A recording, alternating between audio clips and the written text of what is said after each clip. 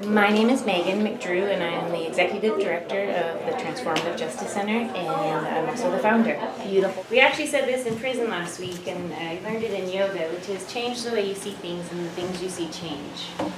It was on the board, and Greg said it too, but point of view is everything. Mindset is everything. And I think if you see people as manipulative and dark and damaged and scary, then that's what you're going to see. But if you see people as vulnerable and searching for love and capable, then that's what you're going to see. One perspective is rooted in fear, and the other one's really rooted in love. And in empathy in action, we really strive to see people as fully capable and as beautiful souls, just needing love. My most common phrase is love or lack thereof is the reason for everything. And I think people in prison are just lacking love in so many ways. Even if they grew up in a well-to-do household like myself, I too felt kind of abandoned by my father, and we just always needed more love. So that's what we do, and that's kind of the challenge for everybody, in our world, is to love more, love yourself more, love each other, put fear aside and just go for it. If you want to, like I said, a person looking for beauty will find wonder, and a person looking for threats will find danger.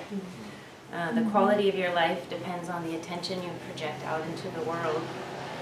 Paying attention and being in the moment, I think, is the purest form of love. So we try to be really intentional in our program. Greg said it too. There's actually, in yoga we always say namaste, right? The light in me sees the light in you. And Germans actually have a phrase, it's called Herzenbildung. And it means training one's heart to see the full humanity in another. And the fact is, sometimes it takes training. It might not come naturally to us, but we practice it. It's a craft. And I believe we all have a spark, as you said. We all have a light within us, and sometimes people just have to be reminded, and they need somebody to light it for them. I love this poem. It says, this man says, "I am afraid of the dark," and the woman responds, "I'll be your torch." And I think that's such a beautiful thing, that when you see somebody that has that darkness and they just need someone to remind them that you have a spark of love and light in you, just light it for them, that we're all that capable of doing that for each other. So I just thank you for being here, for being compassionate and willing to stretch yourself in ways that might be uncomfortable, but in the end they're so beneficial to connection. Connection is what it's really about, which is why I love the symbol of the bridge. So thank you for being here. Enjoy whatever else is left, and hopefully you join us in prison. Or come back to the center. We're open almost every day now because we have all sorts of interns and students. Kind of what you were telling me, why was creating a space like the Transformative Justice Center so important for this community? First of all, we're in downtown Monterey. Monterey doesn't really have a justice center other than it's a very important peace and justice center, I think, kind of in the old part of Monterey, which has been around since the 70s. But in Monterey, you're going to find shopping, eateries, bars, places for tourists to go, but there's really no community gathering space that is rooted in justice and standing up for the oppressed and the marginalized. So I began going into prison 12 years ago in San Quentin as a volunteer. I always say the first time I went in, I was nervous. I didn't know what to expect. I was uncomfortable. But as soon as I met the incarcerated individuals that were working on themselves, we were practicing emotional literacy, mindfulness. It just changed my entire perspective on who's incarcerated and how they should be treated. And I never stopped going back. I ended up volunteering for 2 years every week inside San Quentin. And then I was hired by Hartnell College to teach their first associate's degree program in both CTF Soledad and Salinas Valley. Being an instructor in prison showed me so much, illuminated so much of the wisdom and the intelligence and really the possibility for change and contribution that incarcerated individuals can have. And I just feel like they're so discounted and misunderstood that it became my mission to expose their worth and their value and their potential. And I started doing that actually by bringing in Santa Cruz students.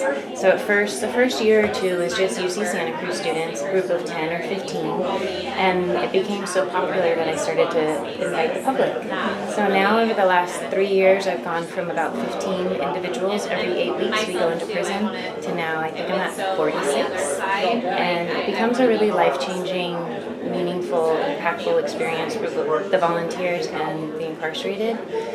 It's been said to be the most rehabilitative program offered in prison. We have a 0% recidivism rate, so any incarcerated individual that's been in our program that's now released has not gone back, and that's about 40 to 45 men. A lot of them I honor on my wall of fame. That's awesome. And what impact have you seen this center have over its first year? Like, how has it been in its first year? Yeah, you kind of touched it already. So in the first year, we have increased our volunteer population in the prison. So we've gone from 10 to 15 volunteers to upwards 40 to 45. They're not just students. I bring in people as old as 85 in wheelchairs, holding a cane, all different races, genders, socioeconomic backgrounds. I bring in formerly incarcerated people all the time. And then the center itself, I've just seen it blossom into a place where formerly incarcerated people come in to feel safe. We have social hours, community gatherings, unhoused people come in and take advantage of just having a place to hang out, watch the multimedia videos that I have, read books about incarcerated population. I think people in our community have become a lot more sensitive to the plight of the incarcerated and curious, which is a huge first step in wanting to go inside prison. The center has also started an internship program with a bunch of universities. So we are partnered with UC Santa Cruz, CSUMB, Hartnell, and MPC. We take students and I provide them projects in the center, and they also volunteer in Empathy in Action. One big project we're working on now is a reentry workforce development program called Transition with Purpose. We're helping people find jobs that are meaningful, not just a paycheck. And then we're also starting a homecoming hotline. So this is going to be a number that people can call as they're getting out of prison to ask any question. So I'm working with some student interns on that. That's awesome. Why is hearing directly from formerly incarcerated people such a powerful part of your mission? Well, it takes that experience to really speak about the impact of being incarcerated and what needs to change. I've never been incarcerated. A lot of my volunteers have never been incarcerated, and we actually use our place of privilege to try to understand and to try to help. A lot of incarcerated individuals, when we go in and talk about our lives as coming from nuclear families, going on vacations, growing up in neighborhoods with no violence. For incarcerated individuals, they didn't know that was possible.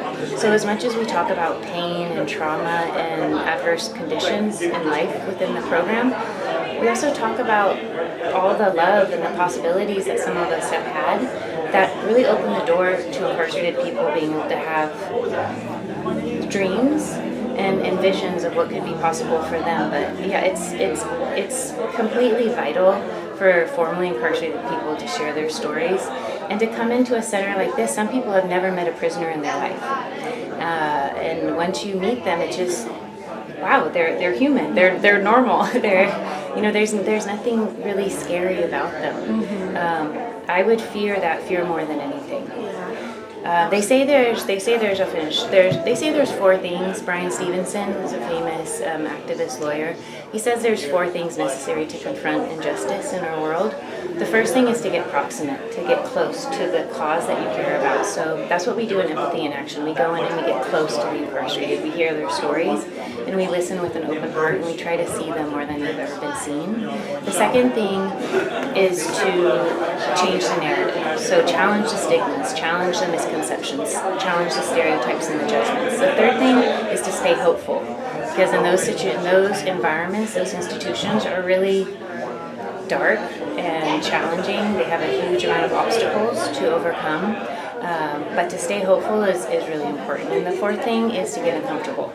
We're not always comfortable when we're being challenged in life experiences, but I always say if it doesn't challenge you, it doesn't change you. So we're going into uncomfortable situations, but it's amazing how at ease you can feel once you start to be vulnerable, which is what we really practice. Absolutely. So what do you hope visitors, take away from today's anniversary event and the experiences inside the center? I hope we just start to use empathy more, to understand each other, to open up, to be seen and see. That's more important than anything in this world, to stop the division and to start uniting our common differences. I hope people join my program as volunteers. We are starting to spread to a lot more prisons. I just would love more people to join us. And we're always looking for funding. We're looking for sponsors, donations, individuals that really want to help us. Maybe not in prison, but through contributions that still matter and will go directly towards these types of programs. All right, welcome everybody. What a beautiful turnout. I am Megan. Welcome to the Transformative Justice Center. This is the one and only space for prisoner voices in the nation, if not the world. I was inspired to open this, to create this center, and to continue the work that I do inside prison after teaching for so many years for Hartnell College and seeing my incarcerated students thrive, learn in ways that I didn't experience with my students on the outside. I was talking to the reporters about how much wisdom and insight and enthusiasm and potential for change that I saw, and I just felt like I couldn't keep it to myself. So I started to invite UC Santa Cruz students in. That became such a popular program that I opened it up to the public. So what began as bringing in 10 to 15 college students is now almost 46 people. This last season we invited many volunteers. Thank you. Many volunteers sign up again and again, which to me is a huge sign of success of what's going on within our program. So the Transformative Justice Center is not only this space here, which I often say serves as a museum. All the artwork you see, the books, everything's created by or about the incarcerated population. This is also an information center. So the main program I offer is called Empathy in Action. This is an 8-week program where we actually go inside prison to sit in circles and dialogue with our incarcerated population. As I said, I bring in about 30 to 40 people at a time, and we meet with around 70 men. On top of that, this is a resource center, so we're starting to have a reentry program helping individuals coming out of prison with work, and we're also starting what I call the homecoming hotline. So we want to have a phone number that people can call if they have any kind of questions when it comes to documentation assistance, finding a job, finding a place to live, how to get EBT cards, how to go on a date, what to say, what to wear. You know, men and women coming out of prison with barely anything. Hygiene products, clothes, let alone societal relationships that will allow them to thrive. So we try to be here in all the different ways that matter. So today we are celebrating a year open,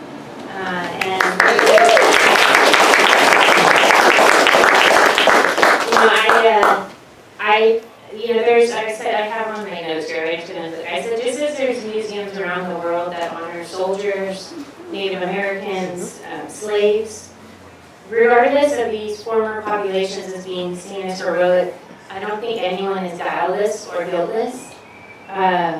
Nobody among us is without some kind of harm or trauma or pain.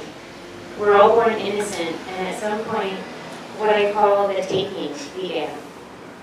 Taking of innocence, taking of safety, taking of autonomy, taking of freedom. So I think there should also be, as there is here, a space to honor the incarcerated, especially because these individuals are going into prison with a huge amount of unacknowledged and unresolved trauma, and they continue to get harmed within that system. So it becomes almost a societal responsibility that us as a community needs to go in and start to address the harms that happened to them before they were incarcerated. And to show them that we care, we love them, we see that they matter, they have value. And when people start to feel that in their hearts, and they start to really own up to, wow, I actually have potential and I have importance and I can do something with myself other than just sit in this cell, then we see so much amazing transformation. And I have to say, some of my best friends and some of the people I admire most in this world are incarcerated people. And so I just hope more people open their minds and their hearts and try to understand people that are often just dehumanized and despised just through lack of understanding and judgment. So with that, I have 4 people today that we're going to be talking to. We're running a little behind, but the first individual is Casey. Casey was my student first in Hartnell College. He was one of the first students I taught about 8 years ago. He's also the first graduate of Hartnell College with NCTF Soledad and is doing amazing things. So I'm going to at 3:30 we're going to have Carlos. Carlos just got out of prison a month ago, and he spent 21 years inside, and he's going to talk about his life and what he's doing now. He lives just down the street and has been so instrumental in helping me with the center since he got out. And then we have Timothy over here is a United States veteran. He spent 30 years in prison, and he's going to speak to us at 4:30. Last but not least is my dear friend Greg here in the back. He was on CBS News last night, and he spent 39 years in prison. 38? 38 years in prison. He's going to speak to us at 5:30. So in the meantime, people can go into the cell. We'll lock the door in the cell if you want to be in there for anywhere between 15 to 30 minutes just to have the experience. 3 to 4. Between 3 and 4, the cell is going to be closed to a live TikTok video, but otherwise you're welcome to explore it. Maybe explore it now before it's shut. There's a wall of fame in my office that honors people who have gotten out of prison that are doing great things. Right now we have a 0% recidivism rate. Anybody that's done empathy in action has not gone back to prison. The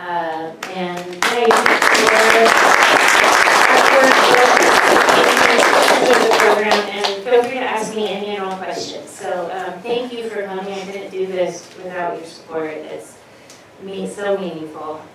And let's give Casey a round of applause. My name is Casey. 13 and a half years in state prison for second-degree murder. She asked me to talk about kind of how I got to that point and what I've done since, right? I grew up in a very, very poor area of Washington State. My graduating class was 18 people. Our 20-year anniversary I was still locked up for. But from what I heard, almost half of them are dead by overdose or suicide.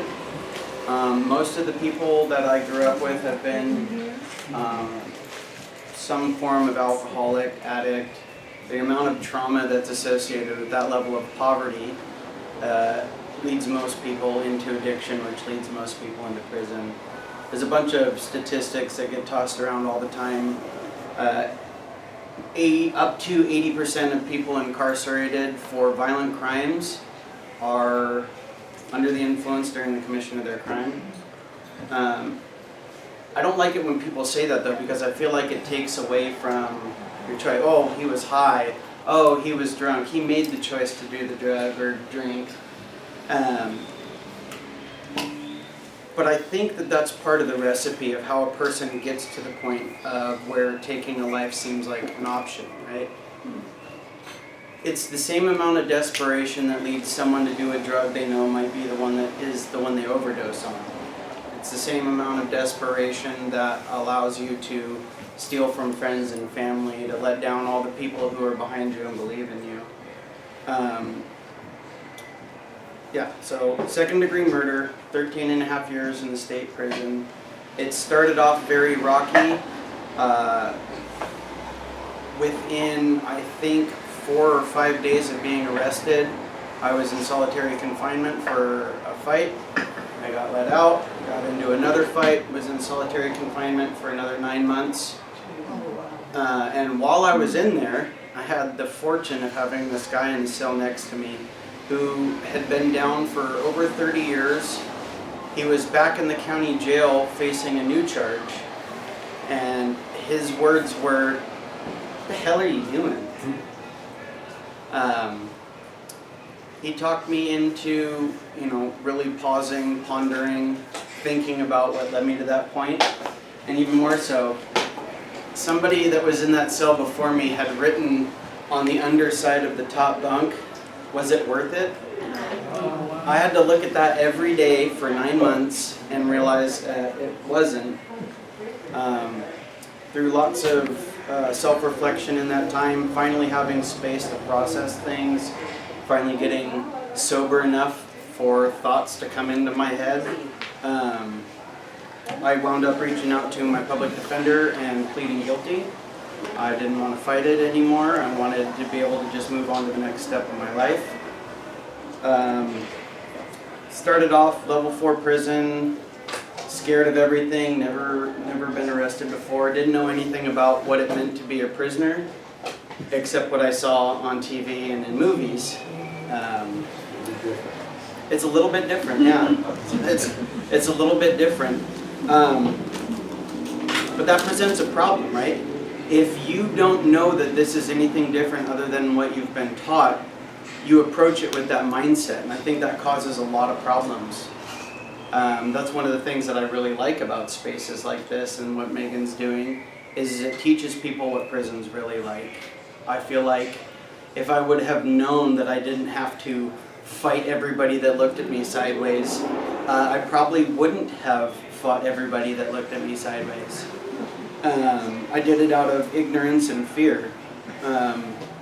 Fast forward a little bit, dropped from a level 4 down to a level 3. They finally started offering some self-help groups. I'd never done any reflection. It wasn't until I was about 30 years old that I knew that you could change your feelings. Just had never been shown it. Level 3s are, a little less crazy, but they don't really offer a lot of resources. They have the standard AA, NA, and if that's not your bag, well, sorry, that's kind of all you got going for you. Through good behavior, I dropped down to a level 2 and wound up going to CTF Soledad. I was there the last 8.5 years of my sentence.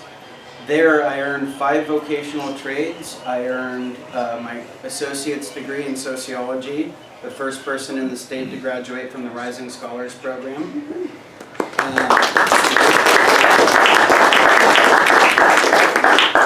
I got to meet wonderful people who have helped guide me and direct me into so many amazing spaces that I didn't think were possible for someone like me. Not just because of the fact that I was convicted of murder, but before that, right? My self-worth, or lack thereof, started a long time before that. You get into a space where someone stands behind you for the first time in your life in a meaningful way. It is a catalyst for change that most people don't ever really get to experience. And I've been blessed to have several of them, Jenny and Megan and everybody in those groups that sit behind you and just say, you can.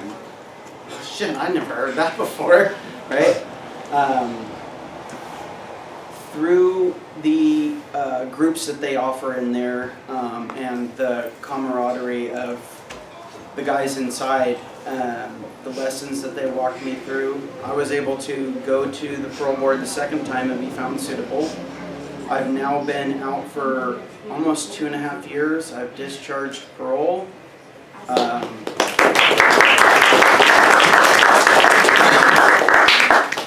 I now go back in and run groups in the prison that I paroled from on my life sentence. Like this one and some other amazing ones. 3 weeks from now I'll be graduating with my bachelor's degree.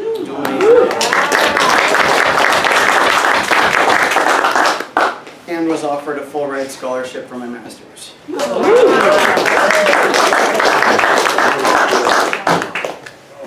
I say that with something else needing to follow. I am not unique. And I think that's the important part about the experience that people that come in with empathy and action get to see. I am not unique. Prison is filled with people who are traumatized, not people who are bad. Prison is filled with some of the most creative and speaking of which, all eyes on Tony. Prison is filled with some of the most creative and ingenious and compassionate people I've ever met. It's a far cry from what I saw in Blood In, Blood Out or Oz, right? I paroled with my heart breaking for all the people that brought me to who I am today still being stuck in there. I really hope that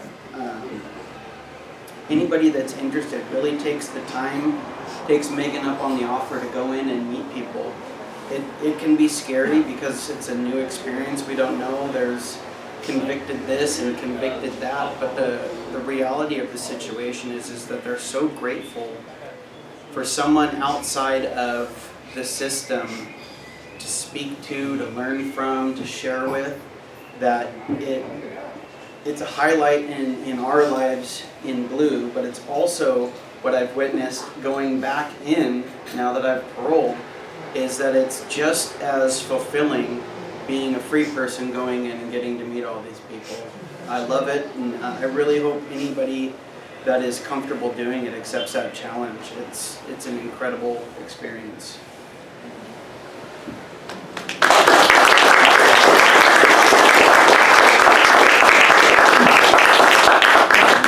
I'm glad you have it from both sides, because when you guys thank us, I always feel silly because we get so much out of it. So how did you get started on your reentry? How did Going you get, back in? Yeah, how did you get help coming back out? That's something I worry about a lot. As in coming from prison to society? Yeah. That is a very good question that could take up the full 10 minutes. But I think probably the reason for my level of success is mostly having supportive community. The team that I paroled to was an incredible group of people. I paroled to the Veterans Transition Center Transformative Reentry Program, and that really catapulted me a lot of places. But more than just that program, I almost immediately made friends with the mayor of Marina, Bruce Delgado, who he's just the goofiest person, and he has opened a lot of doors for me.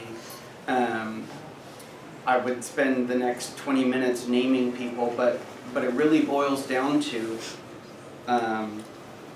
cool, you were in prison, come help me unload this truck, or help me dig weeds out of this community garden.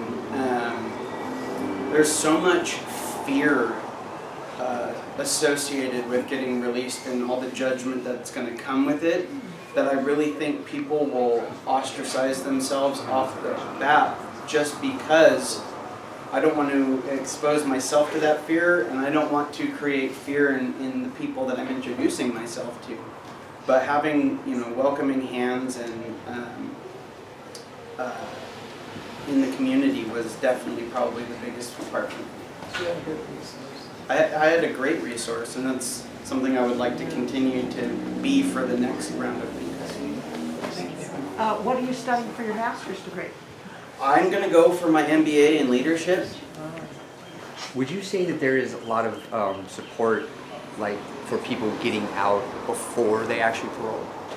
No, that's something that is a serious gap. When you get ready to be released, there's nothing. They do have social workers in there that are supposed to connect you to resources, like having your ID or your Medi-Cal. I've never seen it once work for anyone.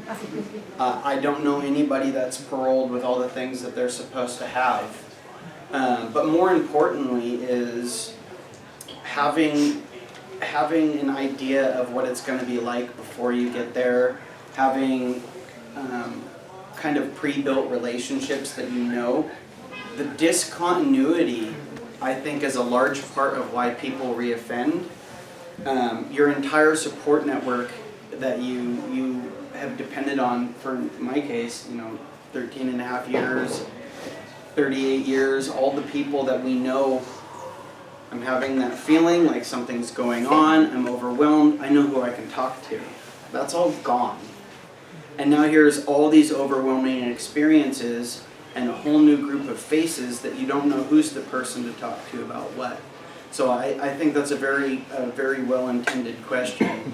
There needs to be a continuity of care so that I think we can take away that fear and that disconnect, and I think that would help a lot. You know, right now we have something on the order of like 3 out of 4 people reoffend, right? It depends on what they classify as reoffense, right? But that doesn't need to be. We have successful programs. We have people that have this recipe for 0% recidivism, but no one's asking about it. No one's letting them open doors and start these conversations. And I think that that's probably something that really could and should be addressed.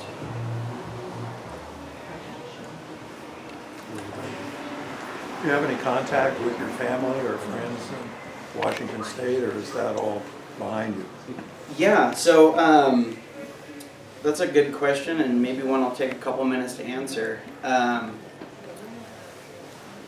First year or so that I was locked up, getting letters, people answering the phone. Second year or so, less people writing letters, less people answering the phone. By the time I paroled, I had 3 people out of all of my friends and family that still had maintained contact. That's life happens, right? Not everyone has 20-30 minutes to sit down and write a letter. I don't necessarily know when someone's doing something to where they can't answer the phone and you got to stand in line for an hour to make the phone call. But the other part of it is I think that relationships just kind of fray and fall apart. Since I've gotten out, I've gone home a couple of times, and what I realized,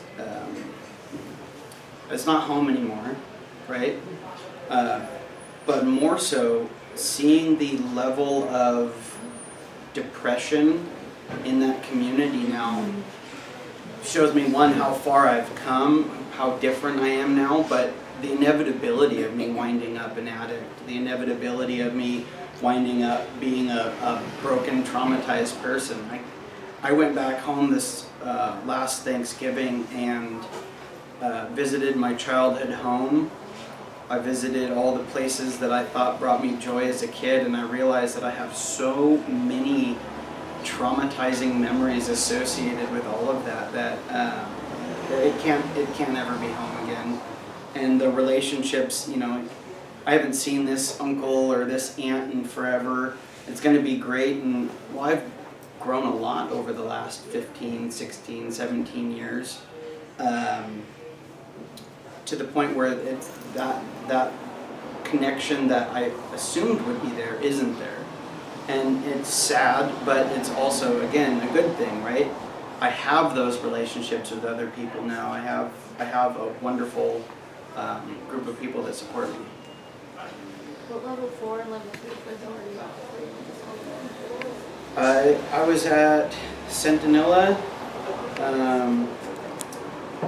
Jamestown, Donovan, DVI, and then Sullivan. I got a question. Maybe just, I was talking to the reporter about what leads people to prison is often not only trauma, but I would say unresolved trauma or unacknowledged trauma, because a lot of people growing up have hardship, but if they have caring parents or some kind of mentorship, it's addressed in some way. Mm-hmm. So would you say that contributed to your incarceration? Was this an unresolved aspect of whatever happened to you? Oh, absolutely. You know, in some ways, my biggest trauma is still unresolved. The difference now is that I recognize it. I've got this awesome tool belt full of tools to help me work through the moments when it rears its ugly head. But yeah, you know, I was a victim of too many different things at such a young age, and it just didn't stop. And because of that, I would bring myself into spaces where I'm more likely to be victimized, and it just adds on to it. the separation that I say this understanding all of the words I'm using, but prison was the best thing that ever happened to me. It gave me space to get away from a lot of that. It allowed me to break the pattern of putting myself into places to be hurt, and it gave me space and, you know, community that helped me work through all of it. Yeah. How do you survive solitary confinement? That's What a is solitary? She asked, how do you survive solitary confinement? so solitary confinement is there for a long time it was the go-to punishment. If you do something they don't like, get into a fight. For me, it was getting in fights. I did not do well in solitary confinement, and trigger warning. This was around the same time that all of my medications were getting changed again and again and again. My time in solitary confinement, I was so gone. I pulled out all of my own toenails. I wrote, I don't know how many different suicide notes. It was a brutal, brutal thing until my medications leveled out, until I had someone in the cell next to me that was there, right? Someone to sit with me in that, someone to talk to. Being alone, for someone who has all these unresolved traumas, there's no worse thing you can do in the name of rehabilitation than leave someone in all that trauma with just their thoughts, fluctuating medication, inconsistent socialization. It is a bad and brutal thing. And, you know, that 9 months. I know guys that have been in over 20 years in solitary confinement. So. I have a book by a man over there that was in, I think he had the longest stint at 45 years. It's called Solitary. It's over there. And almost as soon as he got out, he died. Just had all these conditions from it. Well, Casey's going to be here for a while. Thank you so much.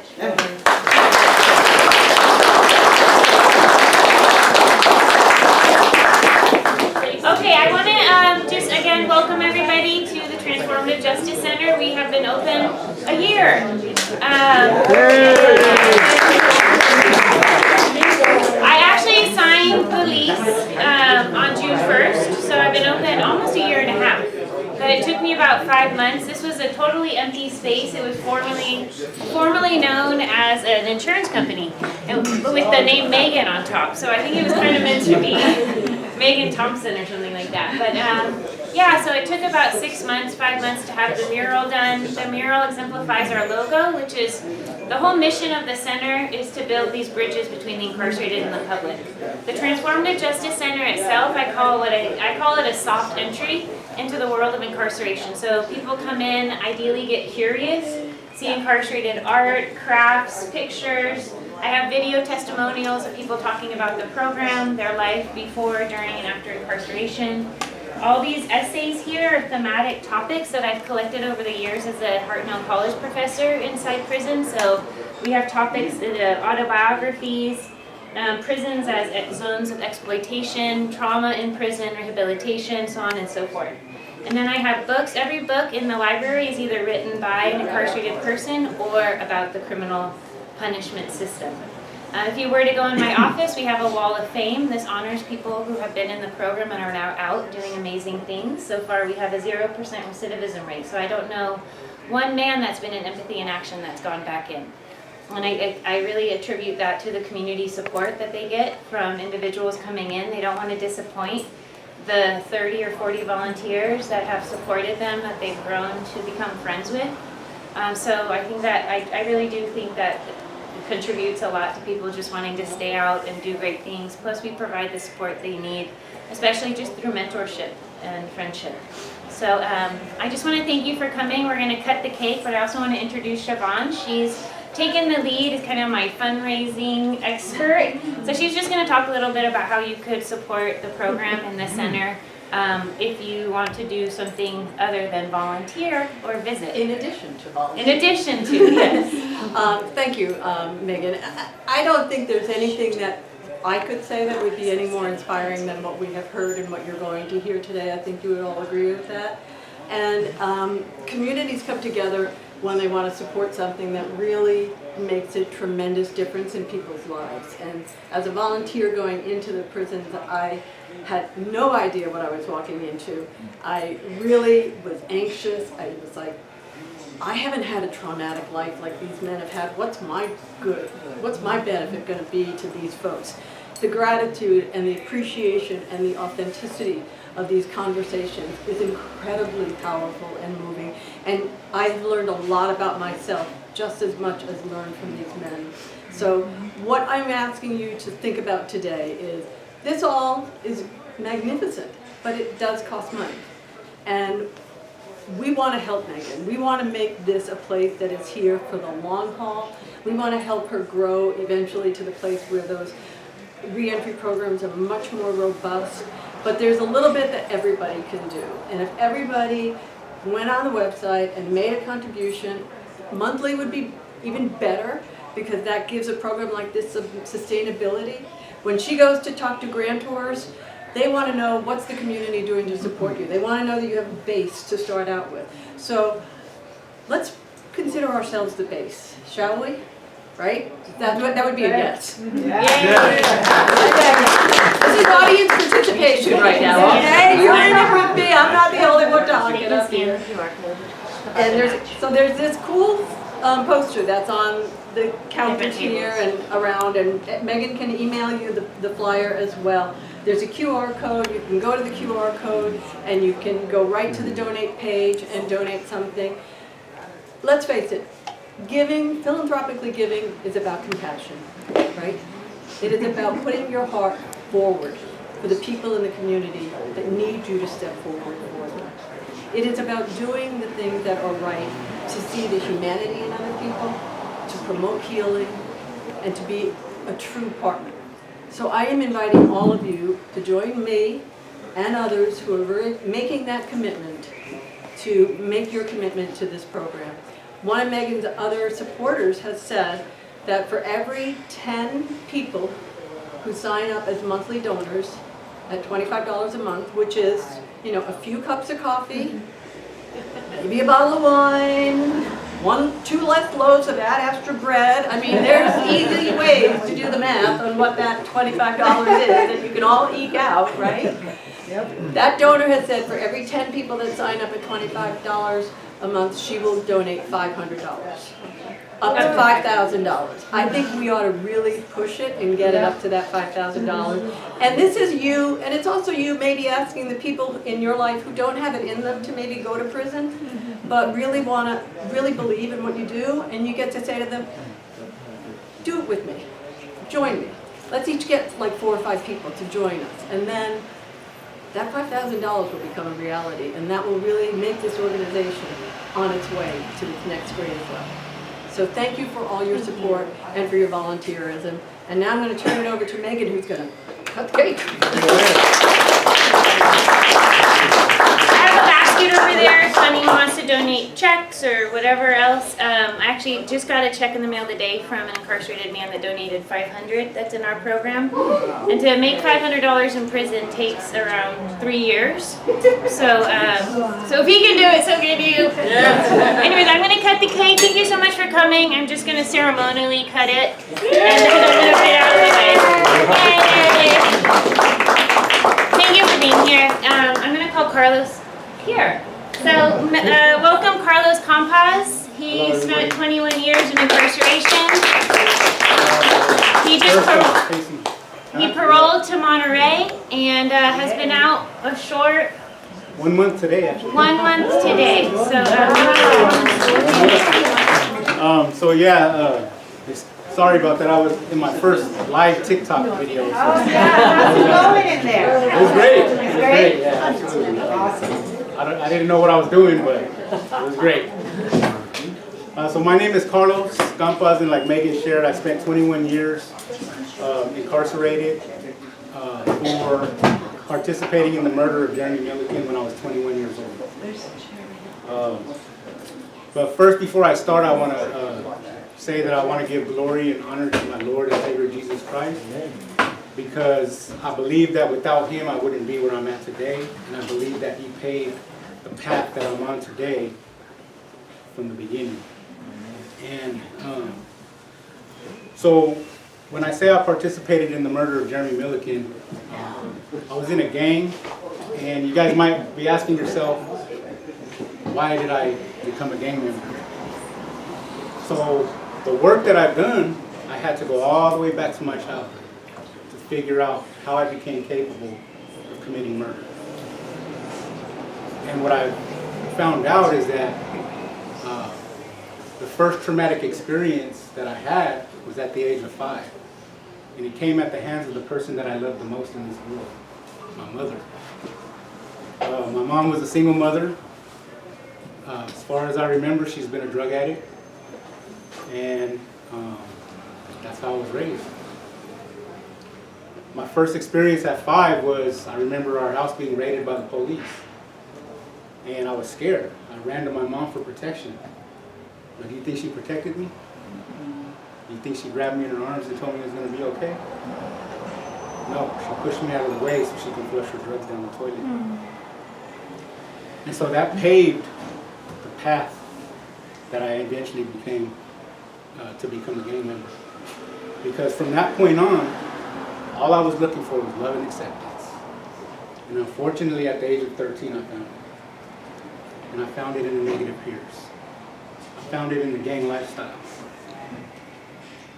And we all know that when you're in the gang lifestyle, you start to develop these belief systems, these warped belief systems.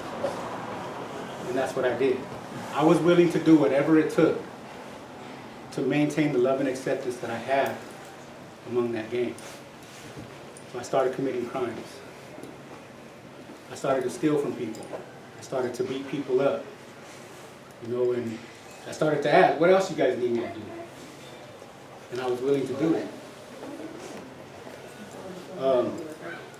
I share that because that's like the most traumatic experience, but there was many after that too. My mom was in and out of my life as a child because of her addictions. I lived with my grandmother for the majority of my childhood, but my mom would come, you know, from rehab and come spend the weekends with me. And then at the age of 14, I had become so entrenched in the lifestyle that my grandma couldn't take care of me no more. She couldn't handle it. So my mom, who was attempting to get her life back in order, I was pawned back off on her. But by that time, I already had a lot of resentments towards her. So I wasn't paying attention to what she was telling me. I wasn't listening to her. She wasn't going to try to be a mother now to me. All that led up to me participating in the murder of Jeremy Milliken because I wanted love and acceptance from my friends. And what they thought about me was more important to me than Jeremy's life at the time. Man, I hate to say that. At the age of 21, I was arrested. I hadn't seen my mom since I was 18. And she came to visit me in the county jail that night because she seen me on the news that I had been arrested. And it was from that point where my mom changed her life. You know, she's been there for me ever since. She's doing good. I mean, she hasn't had the best life, but she's doing good, and she's been there. So I want to make sure that's clear. You know what I mean? Even though she treated me the way she did as a child, she stepped up to the plate eventually when I needed it most. And during my incarceration, yeah, absolutely, moms rock. Moms rock. It's hard. Moms don't come with a manual, you know what I mean, on how to raise a child. So, no, you know, and maybe time for that song. Huh? Yeah. I wrote a song for my mom, and I performed it a few times at Empathy in Action. I plan on getting it professionally recorded and produced eventually. But during my incarceration, the first 7 years were tough. I spent 3 years in the county jail. going through trial, all the preliminary stuff.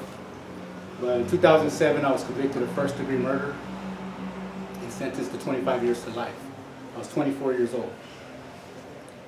I could not come to terms with the fact that I was about to spend more time in prison than I had been alive. So it threw me into a depression, bad depression. I started to take psychotropic medications. Eventually I started to abuse them, I started to snort them, just so that I can mask the feelings that I was feeling. And that went on for 7 years. In 2011, I was invited to a Saturday night worship, and they did an altar call, and I went up there, and I met Jesus Christ for the first time.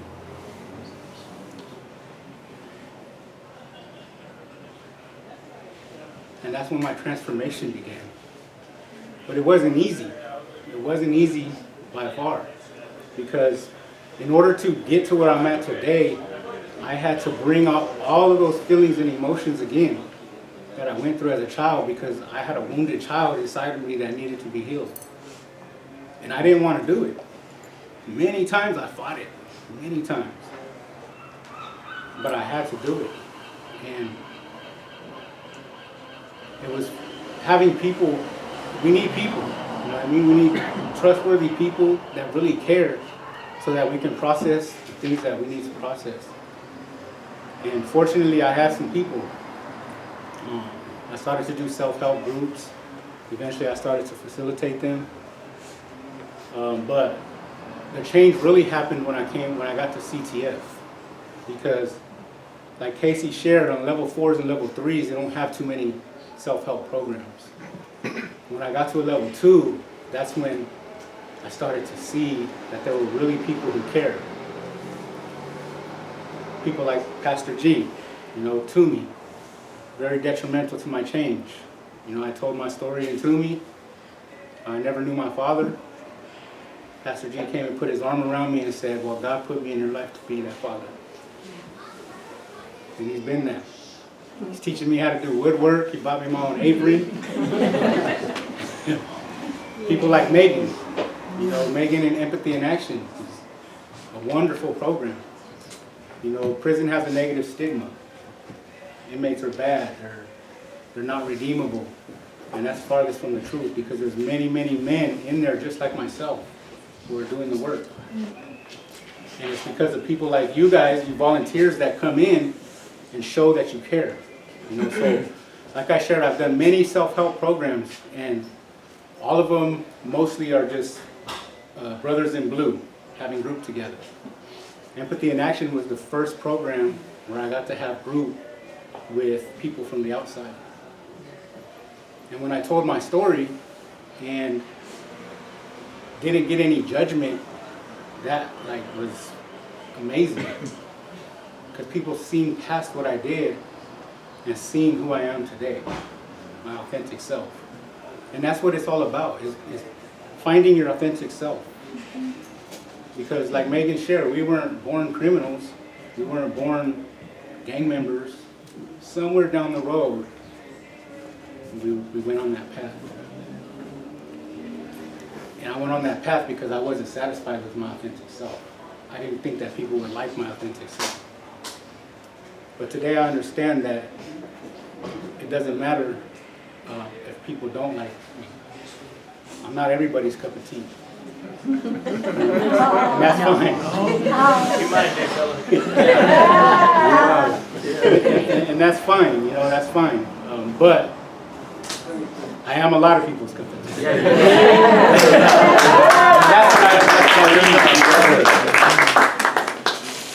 My transition has been, it's only been a month, but I've been involved in so much positivity, so much, just people from the program, Empathy in Action, just opening their arms to me and saying, hey, I'm willing to help. Hey, I want to take you to the beach. Hey, I want to take you to have lunch. Hey, Pastor G, I'm going to bring you to my house and we're going to set up shop. We're going to, I mean, I ain't never done any woodwork in my life. I'm over here cutting boards too short. He's like, how come there's 3 inches missing up? I thought I measured it right. You need to change your measuring tape. It's wrong. But it's been great. It's been amazing, you know, and it's I embrace my authentic self. You know, I'm a sensitive person. You know, I was bullied when I was young because I cried a lot. I didn't know how to deal with my emotions and feelings. Today I'm aware.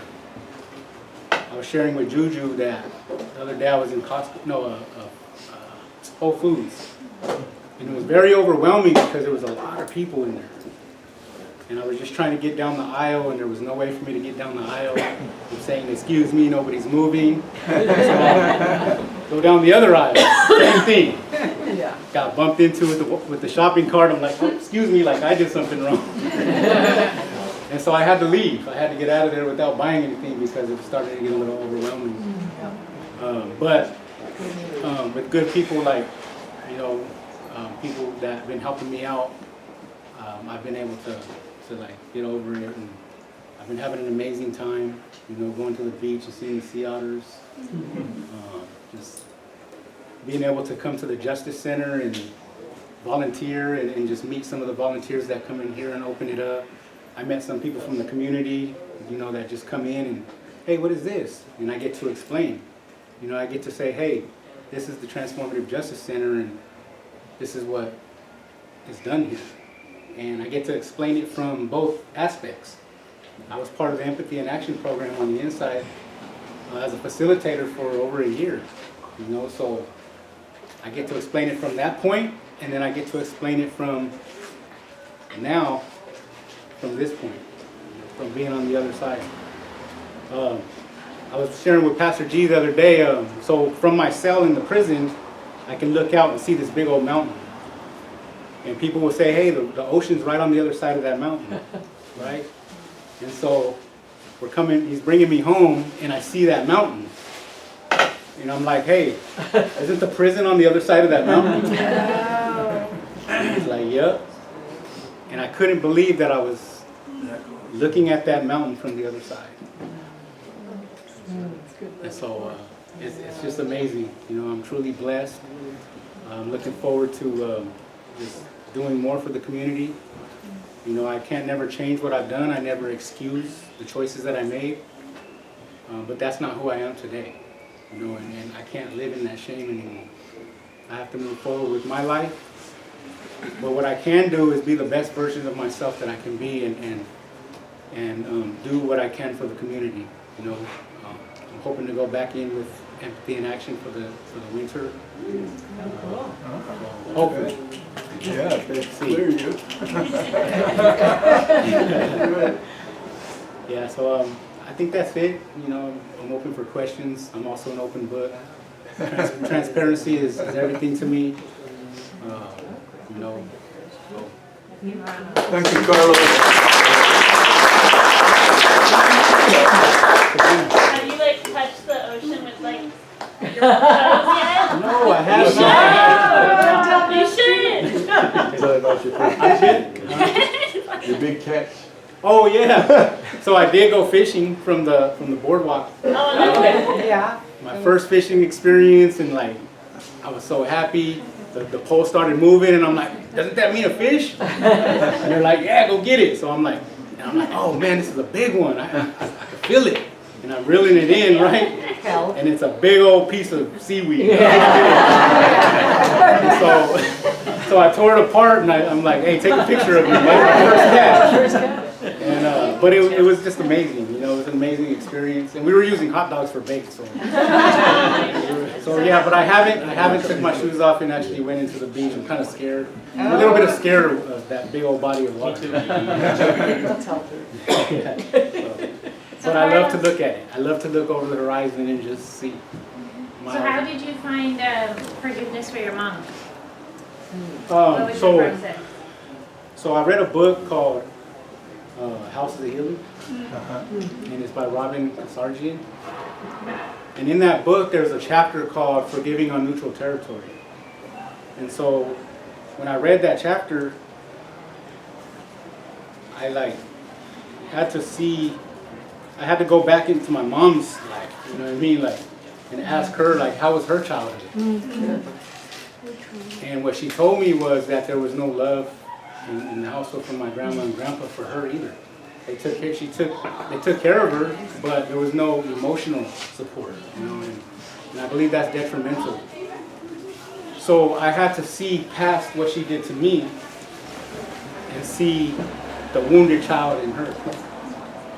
And so we had a really long talk at a visit one time and just forgave each other, you know what I mean? The good thing is that she was very accepting of what she did and how she treated me. She took full responsibility. I'm trying today to get her to get past the shame because she still feels bad. But I told her I forgive her, you know what I mean, and she needs to forgive herself as well. You know, so yeah, that's pretty much it. It's hard work, but it's necessary. What are the resources that you're using to get going and to make that transition? So it's only been a month, Yeah. but I do have a lot of people that have my back, you know what I mean? And Pastor G being one, Megan. So like 3 days out. Was it 3 days? 3 days out, Megan's like, you want to go to yoga with me? And I was like, all right, sure. Absolutely. So they ended up giving me a 21-day subscription. No, 3 months. I don't know. Oh, yeah. Wow. Oh, they extended it to 3 months. I just go. I don't know. I barely was able to navigate the scheduling. You know what I mean? You got to go online and schedule it. And, you know, like, oh man. So, but I've been going to yoga and I've been having a good time. My balance sucks. Like I have to step on blocks because they're like, put your knee up here, and I'm like. But it's great. You know, it's really great. At the end, I feel relieved. I feel good. So yeah, I've been doing yoga. I've been working with Nicole. Mm-hmm. Nicole, what does she work for? The Monterey County Works. Yeah. She's been sending me emails and with a lot of leads that come across her desk. Pastor G's been hooking me up with some people that have companies that could potentially hire me. So just reaching out, and networking and meeting new people. I love to meet people. I was always an introvert. And so now I try to be that extrovert and try to just put myself out there and say hi to people. You know, people think I'm crazy walking down the street because I'm like, good morning, ma'am. Good morning, sir. How you doing? They're like on their phone.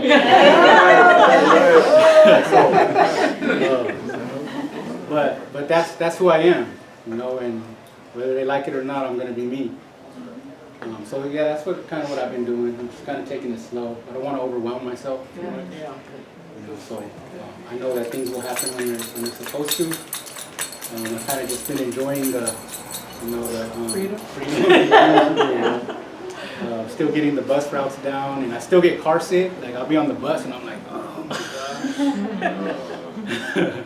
So yeah, it's rough, but I love it. So you were incarcerated, did they say 21 years. 21 years. What's been the biggest surprise to you coming out? I would probably say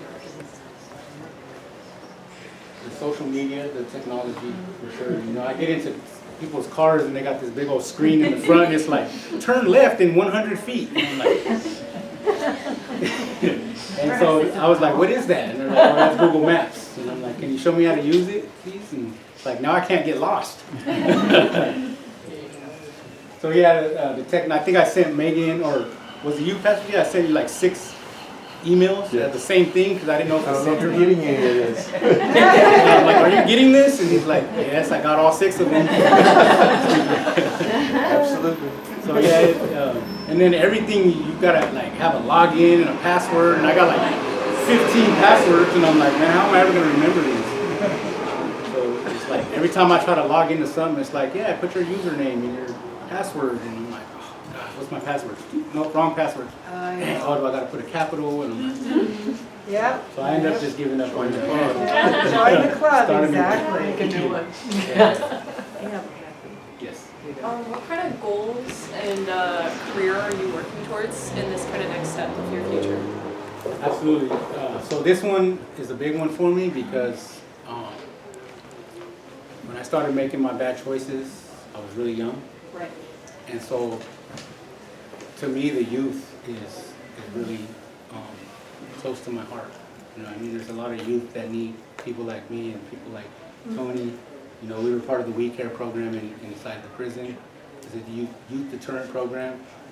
And we finally got to, before I paroled, we finally got to mentor some youth after waiting years, many years, wasn't it? Years. We were waiting years trying to get some youth to come into the prison. And we finally got 5 of them, and I got to mentor a kid named Luis, 15 years old.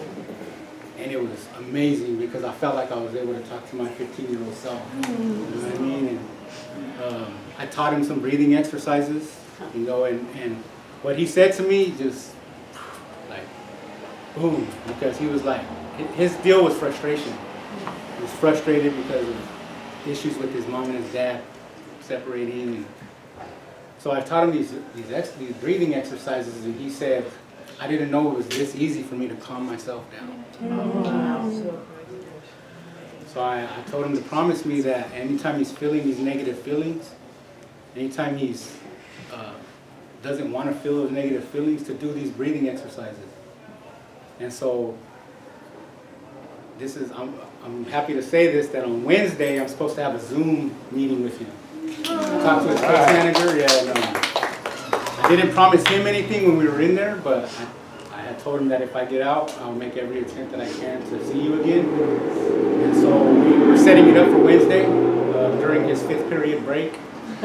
And she said that he's really excited about it, and I'm really excited about it, so hopefully I can continue to do that. But that's my goal. Eventually I want to get certified as a drug and alcohol counselor, and just be able to use my experience to help the youth, give them somebody, to let them know that somebody cares, people care, you know what I mean? And I want to be that person.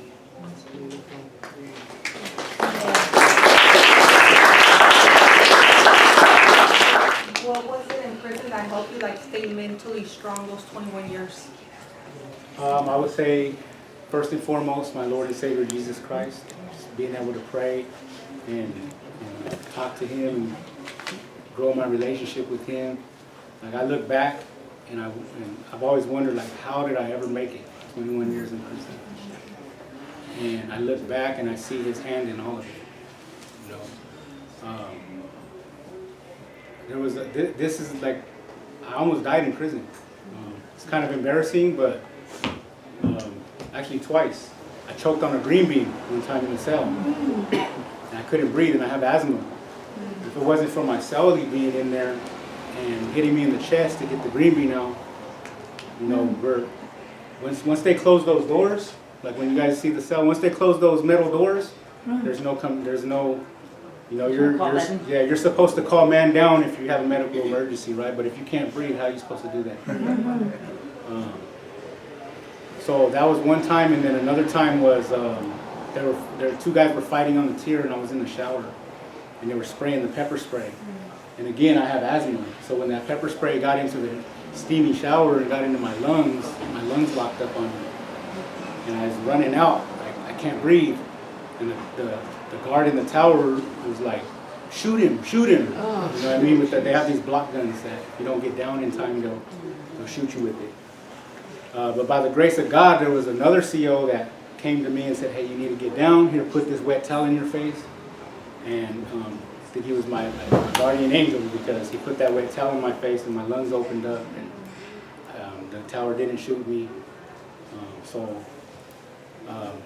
My Lord and Savior Jesus Christ, and also having positive people in my corner, you know what I mean, and telling me that I can do it and encouraging me, that played a detrimental part as well. Round of applause.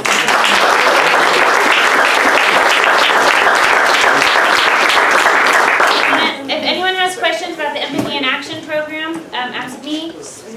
We're almost full for winter. We have room for spring always. Not until April. Welcome to the Transformative Justice Center. If you just got here, this is a space for incarcerated voices. It's a museum, as you can see, with incarcerated art, literature. You can read all these different thematic essays, books, and then we have a prison cell. Who I'm introducing now is Timothy. Timothy is a military veteran.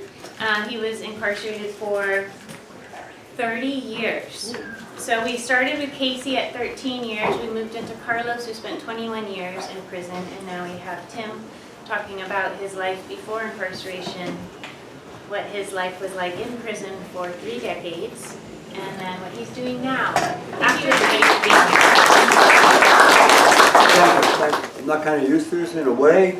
I'm going to look at it like a group, like in class or in group in prison, and open up in a group to help people. The only thing is, it's just gonna, it might be a little while, but it's coming from the heart and it's honest, straight up being honest. I'm an enrolled member of the Seneca Nation of Indians from Western New York. I was fortunate my mother and father and grandparents are all Seneca Nation of Indians. I grew up on the Cattaraugus, my mother from the Cattaraugus territory, my father was from the Allegheny territory. So, and this is back in the 50s. I'm 70 years old now, so I was born in 55. Yeah. That's right. Then talk about poverty, you know what I mean, back then, especially on the territories, you know, growing up back then. At the age of 2,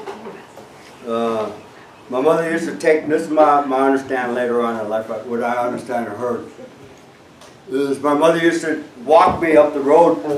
They're like our closest neighbor, 1.5 miles away, 2 miles away, something like that. And she'd have me walking there and everything. And these people named the Sealies would come out, you know, like neighbors do, and talk to their neighbor. Hey, how you doing? How you doing? Oh, there we go. How you doing, Shirley? You know, how's, you know, hold me up in their arms. They said I'd dig the rocks out of my feet and stuff like that. And my mom would always be like, whining, what? See, I say whining, but that's just a lingo term, whining, crying, about not having the money to feed us, our father off running around and stuff like that. So what it boils down to is they said they would take me if she wanted. And she did, she gave me to them. She gave me to the Sealies. She kept my brothers, my older brothers, but not me. She gave me to them.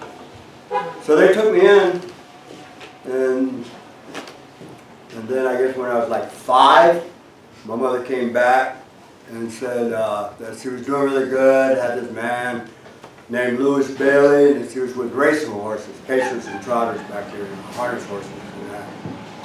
And doing really good, and they gave me back to her. You know, my mom. They gave me back to my mom, right? So that, I guess they're thinking that's the best thing for me, or whatever, looking out for a mom because I'm a kid, and they just gave me back to her. But the thing is, soon after that, I learned this in the group Grit inside, about writing certain letters.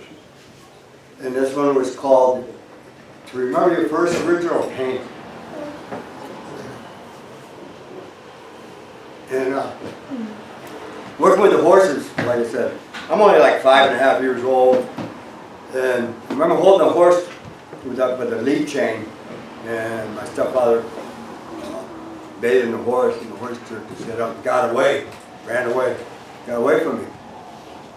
And they got the horse back, and then my stepfather, I remember, he picked me up with his arm, off the ground and started whipping me with a horse whip and that. And I remember my mom standing right there, other people all out, you know, because it's stables and everything, so there's a lot of other people around and they're all looking at it. And I still remember to this day my exact words. I was screaming, stop, stop, please, I'll never do it again. Please stop. You know, begging to stop. Nobody did nothing. Nobody did nothing, not even my mother. My mother was just standing there, watching. And I remember after that too, she never even comforted me. She never even held me. She never, nothing. Not one thing. And yeah, nothing. So then after a few days, I come back to the barn, And I see all these people looking and staring at me. The ones that were around when that happened, they're all looking at me, and everything like, yeah, is he all right or whatever? But that guilt, that shame, that embarrassment, all that, all these people looking and staring at me, I just hid. I went in the stall and hid. And I think that's at the beginning when I closed everything off inside and that door shut. Emotions, feelings, everything, Nothing. I had nothing. And then not longer after that, he was the kind of man that would go out and get drunk and come back home and lay blame for whatever and just beat me, my brothers, and my mother like we were grown men. And tear the house up, throw things out the window and stuff. So what I'm kind of getting at is like the trauma, the trauma, when you're little, and how we become who we were to be a very violent person or drug addicted, alcohol, all that stuff. But that went on for years. And every time that happened, my mother would send us back to her territory, and my grandparents. And from there, we'd go to shipping town to school, get in fight with bullies in school for being Indian. Because we're going in town to school, it's a white school.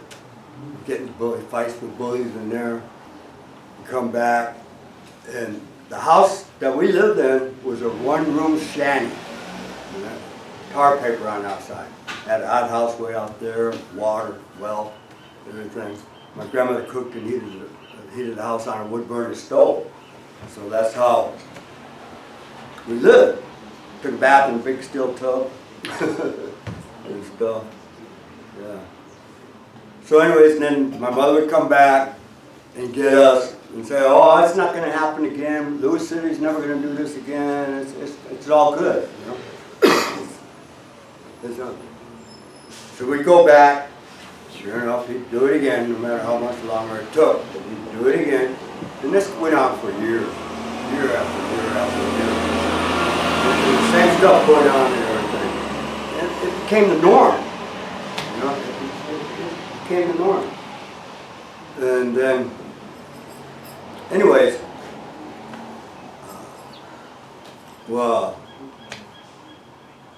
when I was 9 years old, I remember at Hamburg Raceway, my mom beat my father, or stepfather, I call him father, stepfather, home and said, Lewis is drunk. And she grabbed my brother and she goes, I'm going to take your brothers next door and I'll be right back for you. Okay, well, she took my brothers, but she didn't come back and get me. And then Lewis came home. And of course, she ain't going to come back with him there, being drunk. And anyways, that night, he molested me. Yeah. And I never told anybody. Never told anyone. Till 1984, it was like 20-some years later. I told my mother, and she didn't want to believe it at first. And why didn't you tell me? I said, why? Why should I tell you? So you can out get drunk and beat us, or even kill me, or even kill you? Because that's what he would have done. That's what he would have done. So anyways, years on, and then when I was 11 years old, I remember it was Christmas Eve, 1966, I was 11 years old. He'd already kicked my brothers out, and my brother Greg came Christmas Eve to wish us a Merry Christmas. And Lewis came home drunk again, and he started beating on my brother because his hair was a little touching his ears. 1966. Lewis was South Carolina redneck boy, so he had that trip about hair and stuff like that and all that, And he started beating on my brother, and me and my mom were sitting on the couch, and my mom starts crying. I start crying. And I don't know why, but I know why now, but at the time, I ran in the kitchen, I grabbed a steak knife, one of the small steak knives, came back out, and I just started stabbing him, cutting him off, stabbing him. And yeah, he stopped. He stopped. And that's when that little light bulb in that head of mine turned on. Violence works. It does. It really stops everything. Right then and there. I mean, it might not be good, it might not be anything else, but it stops it. So that light bulb turned on my head then. So anyways, my mom sent me back to Red. Well, we went to the police station and they talked to her and she told them about, well, this has been going on for years and everything. They went to the trailer, they couldn't find Lewis. They said there was blood everywhere, but they couldn't find him. They checked the hospitals. Couldn't find him. He was all right. He was probably out drinking somewhere. So they asked her, what's she do with me? Send me back to the res. Territory. And she did. And everything was all right. Went to school and everything. I remember coming home from school one day and there's this man sitting there. And he goes, I'm your father.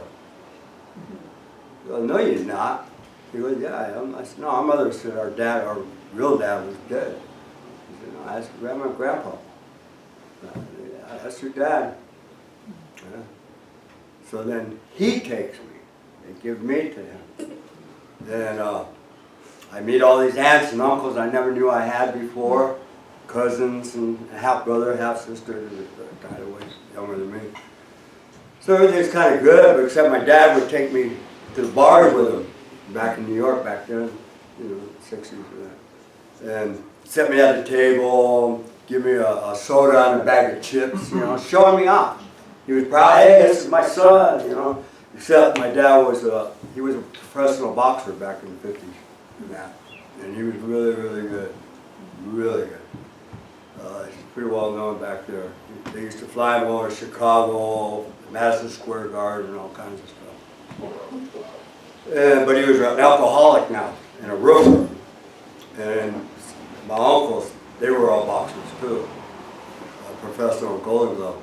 And that's all they would talk about all the time is who they beat up and all the boxing days and stuff like that. And when my dad would take me just about every night to the bar with him, 98% of the time I would see that man get in a fight. He would get in a fight. And I never seen him lose. Not one time. That's because of his boxing. He never lost. And he taught me, he was teaching me also how to hit, how to stand, how to do this and everything. And of course that ought inspired me, all that. From what I was already gone through with Lewis and everything, the bullies and stuff. You know, that, yeah, that caught on. I caught on really good. And then one day he said, we're going to California. I said, okay. And his girlfriend, Pat Buck, and my little half brother, just a baby, we come to California, North Hollywood. Talk about a culture shock, you know, from a reservation or a territory, you know what I mean, or a racetrack to LA, you know. Big time.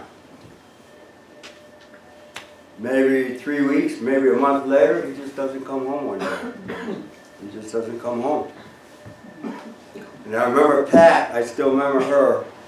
She got her stuff, she got her belongings and everything, she got her kids, and she was saying, telling me, I know where your dad's at. He's hanging out down at the bar with them whores. I'm gonna go get him. But I can still picture her with her stuff going out of the place. Ah, out the door she goes. Never came back either. Just left me out here in California. Right there, North Hollywood. I think I was 12, 13 years old maybe. You know, with that. Well, I was 12. Something like that. Depends on the month because my birthday is in June. You know what I mean? So it's the beginning of the year 68, I'm 12 at the other end, I'm 13. So anyways, the next thing somebody calls social services on me, you know, because I'm running wild by myself, or the school did, or somebody. They take me to Silmar Juvenile Hall. I'm in there for a few weeks. They put me in a foster home in Altadena. And not being anything, but it was all black except for me, which was another shock, total shock for me, you know. And yeah, it was a trip. They were good. He was a reverend, and we used to call her Big Mama. Boy, she was a pot smoker, I'll tell you that. She smoked that pot. And then we had to go to church all the time, you know, and everything. But I remember one time, there was 2 other foster boys there, Ephraim and somebody else, I can't remember his name. But Ephraim stole the pot from Big Mama, and guess who got blamed for it? You know? Guess who got blamed for it? Now I already learned to keep my mouth shut.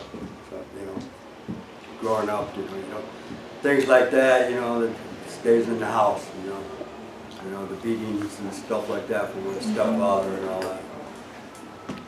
And just growing up, you just learn to keep your mouth shut. You don't tell, you don't talk.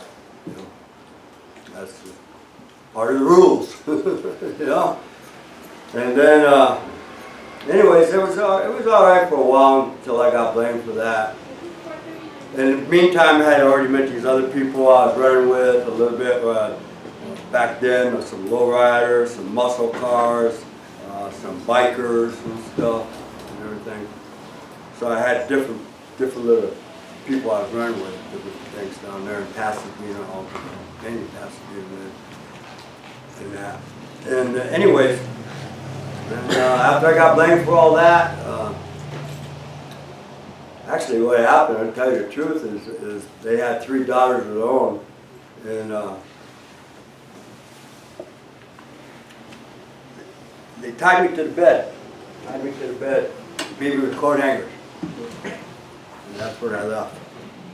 Because I stole Big Mom, their mama's weed, you know. That's when I left. And I've been on my own ever since.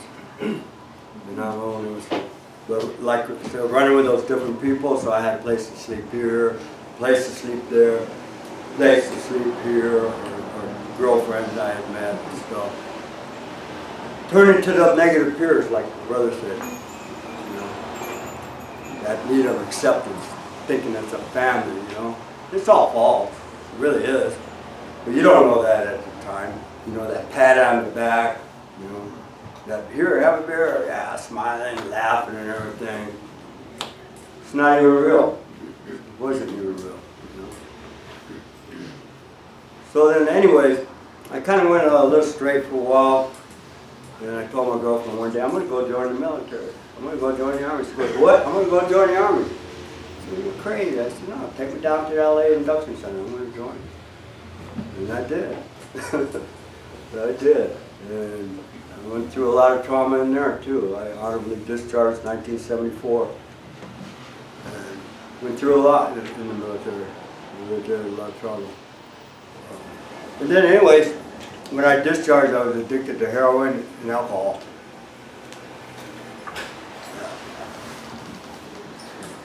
Yeah, addicted to heroin and alcohol. And that was my thing then. And soon later, 3 years later, I went to prison the first time for shooting 2 people.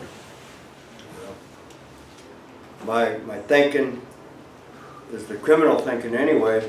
But the military, that's what it does. It teaches you, it breaks you down and teaches you to kill people. You know, when you raise your hand to serve this country, you also raise your hand to either kill that other person, you know, or die yourself. Those been in the military knows that. That's what we raise our hand for. To kill another human being. You know, or die yourself. That's what it is. So that's what it's about. So everybody in front of me anymore after that is your enemy. Because that's what they brainwash you, that's what they teach you, that's what it is. It's an enemy. Not even a name. Well, they give you all kinds of names, but not a human being. It's your enemy. Kill him. Kill him before he kills you. And that's the rules of the streets too. You know? I've never been tipped up myself. I've never been in gangs, on the streets, or in prison. I've always been native myself. But I ran with a lot of different people. I know a lot of people. And yeah, I shot 2 people then down there in Paramount. I was living in Paramount at that time. Addicted to heroin. Went to prison. Did 4 years on 6, and they gave me 6 years. If I pled guilty to 217, what was assault with attempted murder, they would drop the other shooting. So I pled guilty to that. Did 4 on 6. Then just drugs and alcohol. Just lived my whole life through drugs and alcohol after that. I got married in prison in 1980. My wife was from over here in Big Sur. Lived in Big Sur up there on Piper Ridge. I got out, did right, was working for Tory Engineering over there, and delivered my son. We had a son, had a home birth. I delivered with that. That's the most greatest high ever. There's no drugs compared to that. Delivering your son, bringing him out into this world. No drugs, nothing can ever replace that. The most beautifulest thing. But one of my co-workers, he said, hey, let's have a beer. I said, okay. And then he broke out some cocaine.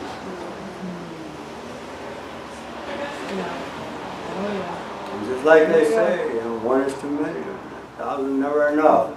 And it put me right back on, right back into the old drug and alcohol trip. And I ended up leaving my wife, chasing other women. The whole trip, drugs and everything. Hanging out down there at Fernwood and River Inn.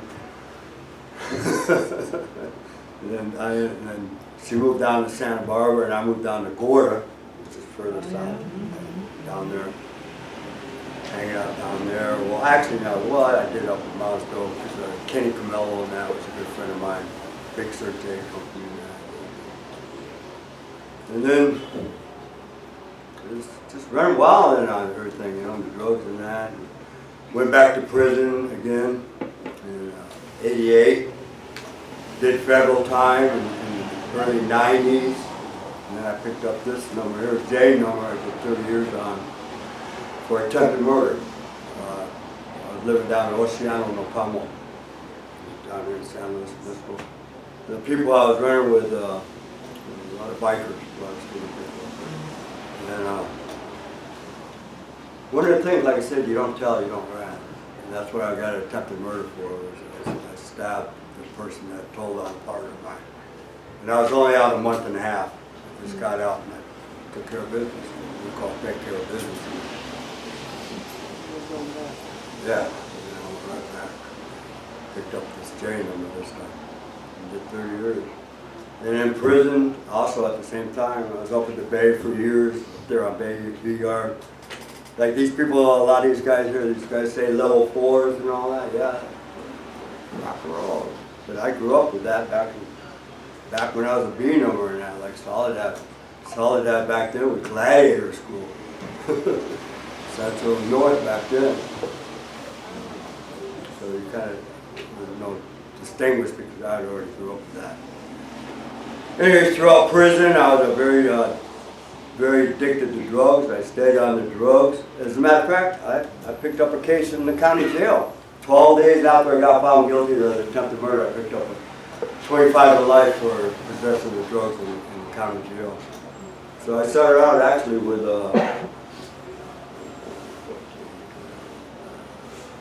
42 years in double life. That's what I started out with on this time. And the only reason why I ended up doing 30 is because I went back on the Romero decision where the judge could strike a strike at that time in '97. So I got to go back under that. And he struck a strike. And he said he erred in giving me the 14 to life on the attempted murder because there is no base term on a life sentence. No real base term on a life sentence. So there was nothing he could double under some other cases. So anyways, he struck that, gave me 19 years, 4 months, enhancements and priors, and then a life sentence on top of that. And I ended up doing 30 on that. And a lot of that has to do with because I was a very violent, drug-addicted person in prison. Also, I kept that violence up in there. I've done my share of shoe terms, I've done my share of ad sex. You want to know how to stay alive and shoes, and that's it. A lot of workout. Work out a lot. That and fish lines, you know. Get sushi, stuff like that. Laugh about it, but what a life. What a life. Very addicted to drugs. I'll be honest with you, I didn't drink that much in prison. I didn't drink that much. My last alcohol drink was 2012 in prison, you know. But the thing is, I didn't wake up, I call it, wake up and smell the coffee to change my ways until I was 63 years old. That's a long time, you know what I mean? 63 years old. And people like Megan, Jenny, Sam Cunningham, Nane, Mary Lou, I don't know if you know them, up there, United, them up there. They brought these programs in. I did a few in the beginning, but I didn't do them for me. I did them for the board. It wasn't for me. I didn't care. I mean, you know, I ain't never getting out. Yeah. You know, I just mainly did it to go do it and see some friends or whatever inside there. And, you know, I didn't care. I didn't care. You know, never cared about anything. And that's what this lady here did for me. She opened that door up with her empathy in that. And Jenny with her program.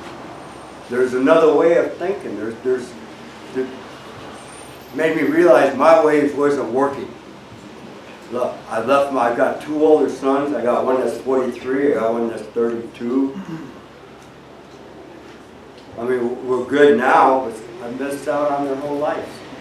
You know, I left him when he was 1 year old, my little boy. You know, now he's got a family and everything. I got a granddaughter, grandkids. And yeah, good. This man here, Caleb, he's my AA sponsor. Very, very good. I don't know where my coach went. He's around here somewhere. He was here. And my coach over there, I go to Hartnell now. Got to learn them computers and everything. I got technology. They didn't even have these cell phones when I was out. I mean, they had them big bricks we could pull out. But these cell phones, I'm still having it though. I've been out 18 months now. You know, this is as long as I've been out. At one time since 1988. Long as the shortest is 2 days. This is the longest. To Jenny, I have to give a much to Jenny, because she was with the VTC program, the Veterans Transition Center. The first time in my life I had a positive place to lay my head, food in my belly. You know? I never had that before. I never had so much support in my life, like with Megan. Oh man, I'm just so blessed now, so grateful. I did participate in sweat lodge ceremonies inside, but not as much because I was too busy getting high most of the time. And at least I had that much respect, you know, not to go to church high, if you want to say, that, you know, our sweat lodges, not to go high or even have it in my system at the time. And today I'm out here, I participate in many sweat lodges now. I have a very good friend. He's my mentor. He's taking me on his wing now and teaching me the proper ways. It's totally different out here than it is in prison and stuff. But man, what a blessing! What a blessing these people are. Such good support. Never had so much support in my life, you know. Because in the past, I was a revolving door. I didn't care. Like they showed me, you know, that they showed me how to be my true authentic self now. You know, today I'm a loving, caring person, full of compassion and empathy for all my human beings. Where in the past I didn't even care for myself. What for? You know. But I've learned you have to have that. I've had to forgive everybody that's done harm to me. All them people. And it was every one of them people, it's everyone that was supposed to care and guide me through my life and help me, you know, from giving me away to leaving me behind, to adopting me out, all that, you know, through the emotional abuse, the physical abuse, the sexual abuse, you know, mental abuse. But I've had to forgive them all. I had to. They taught me how to forgive these people, to grow. And to be honest, the hardest is to forgive yourself. Is to learn how to forgive yourself for all the harm I've done to people. The ripple effect. It's just not my victim, it's everybody that's involved. Their families, you know. My families. You know, like I said, my sons too. They had to go without a father. You know. I wrote so many amends letters, even to my sons. I tried to justify it to them in a way it was probably a good thing that I wasn't with them to help them grow. Why? Because I probably would have been the first one to give them a beer. I probably would have been the first one to give them a line. Taught them how to fight, how to do this and that. I would have. Why? Because that's what a father does with their sons. You know what I mean? You know, living that lifestyle. You know? Yeah. So I'm glad that, you know, and I told them that in the letter. And they understood. Now we're best of friends. Because I can't come out there and be a father. After all these years, I gotta be their friend. First and foremost. You know? And we're great now. It's a blessing. These people here are a blessing. This lady here, I don't even really, this is the first time we met, but I see her all the time and studied with Megan, and man, what a beautiful lady you are. Your heart is so big. Man, this man here, we talk. We meet every Wednesday. Caleb, my sponsor. And we talk and we read. It's helped me so much. Or more than I can say. That lady there, and this lady here, I'd do anything for them. Anything. They've helped me be who I am today. If it wasn't for them, I wouldn't be sitting here now. I'd have been back in prison. You know, I wouldn't even made parole. I went to parole. I was supposed to get out years ago. You know, but I had to keep signing waivers and stuff because my first time I was supposed to go to board, I socked a dude in the mouth the week before I was supposed to go to board. Why? Because he called me bandejo. You know, the mentality I had. Here I'm going to the board 1 week. This guy calls me a bandejo. Come here. What'd you say? Bam. You know? That's that mentality I have. You know? But when I like to say, wake up and smell the coffee, or like with Jenny and Megan, about you can't lead a horse to the trough and make him drink. They led me to the trough and taught me how to drink. So thank you.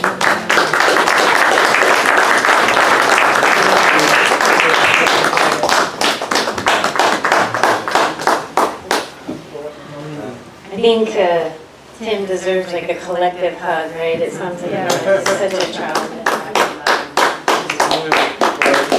I'm so proud of you. So proud. Yeah. He's a Native American leader now. He sweat lodges and being a firekeeper and inspiring other people. So you are just such a gift. Proud of you. Thank you so much. Would I be able to come and do a sweat lodge with you? If you're in the right heart with the right space, yes. Okay. Anybody is allowed to. That's one thing about a lot of people misbelieve or misthink, or they just don't know. Is with the Native Americans, with us, with our sweat lodges, we're not a religion. It's a spirituality. That's what we're connected with Mother Earth. We're connected with Mother Earth. You know, it's not a religion. It's all about spirituality. You can pray inside the lodge to whoever you want. You You say whatever you do. You can sing any song, any prayer. It all goes there. It all goes there. Okay, I'll be contacting you. More than welcome. Thank you. More than welcome. Yes.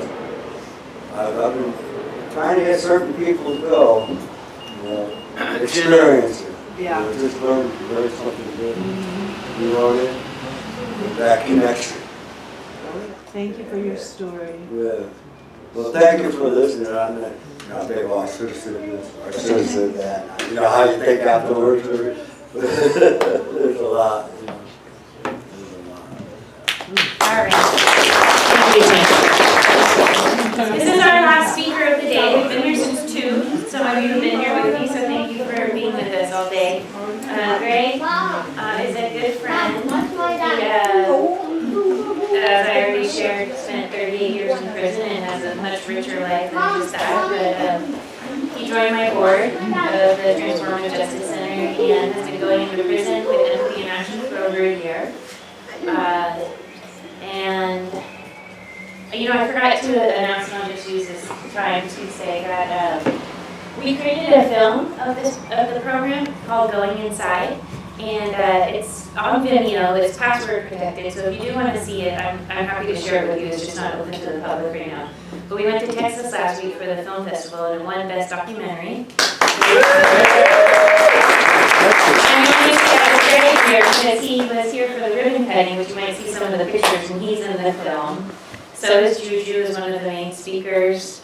Carlos is of course featured. So we super appreciate your support. We're trying to get it on Apple TV right now, and maybe one other streaming site. But I'm so honored to know Greg, and here's his story. So I just want to first start off by everybody saying empathy in action. Empathy in action. So the bottom line is, you know, some people have empathy, but they don't have any action. Right. Right? Yeah. You know, oh, I feel for them. Well, what are you doing? Feeling for them? That's really nice. Right? That you're feeling for them. You know, some people will say, oh, you did 38 years in prison? Yeah. Oh, I really feel for you. I said, well, that's really nice. That's you know what I'm saying? That's nice that you feel for me. But I tell you, it feels good to feel for people. It feels good to take those feelings and put it into action. So my story, unlike a lot of those other guys, I could easily say, and by the way, excuse me for the cough thing, I have lung cancer. Do you want water up there? That's right. So, you can use that table and weight it down. You know, I could not use the reasons that they used for that what led to their actions. I didn't have it like that. My father was a doctor, my mother was a nurse practitioner. While I grew up in the inner city, by the time I was a teenager, I was living in one of the most affluent neighborhoods in the country. So, you know, what the hell is this guy doing in prison for 38 years, right? I am a former, well, we don't really use the word former when we talk about Marines, because we're always Marines. I'm a Vietnam vet, First Force Recon. That's like the Navy SEALs of the Marine Corps. Came out, got my bachelor's degree, started a couple years of college while I was in prison, finished my bachelor's degree in business, majored in marketing. And by 26 years old, I was in business for myself. So, hey, I'm the silver spoon guy, right? You know, that's doing that. Worked in the corporate world for years. I was vice president of recruitment and training for ARA Food Systems. I was over training and recruitment for IT&T Telephone, and the list just goes on, right? A lot of entrepreneurial stuff, but I was dysfunctional. You know, sometimes and now I'll kind of, pat myself on the back. I like to dress, all color coded, the whole bit. But the dress doesn't necessarily reflect the person in the clothes.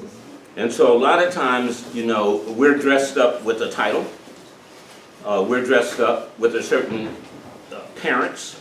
We're dressed up with all kinds of stuff. But the person inside of that, it's a mismatch. That's like, getting all dressed up for the day and you're wearing dirty underwear. And so I had the dirty underwear, but just like them, it has a foundation. Everything has a foundation in it. And I was just sharing with my friend Sarah here that the thing about people looking at people who are incarcerated, they're looking at what happened as a result of A, B, C. That's what they're looking at. They're not seeing the precursor to that brought about this character in this person that committed this crime, etc., so forth and so on. They don't see that. And so because of that, they can't also see that this person has as much opportunity or ability to transform into something different as they had to transform into what they happened to do with their crime. But somebody there has to not push him away to throw the drugs down the toilet. Somebody has to be there, where is he, to not give you away to somebody else. Somebody has to be there in the community, says, look here, son, come over here. No, don't hang with these dudes. It's got to be there, right?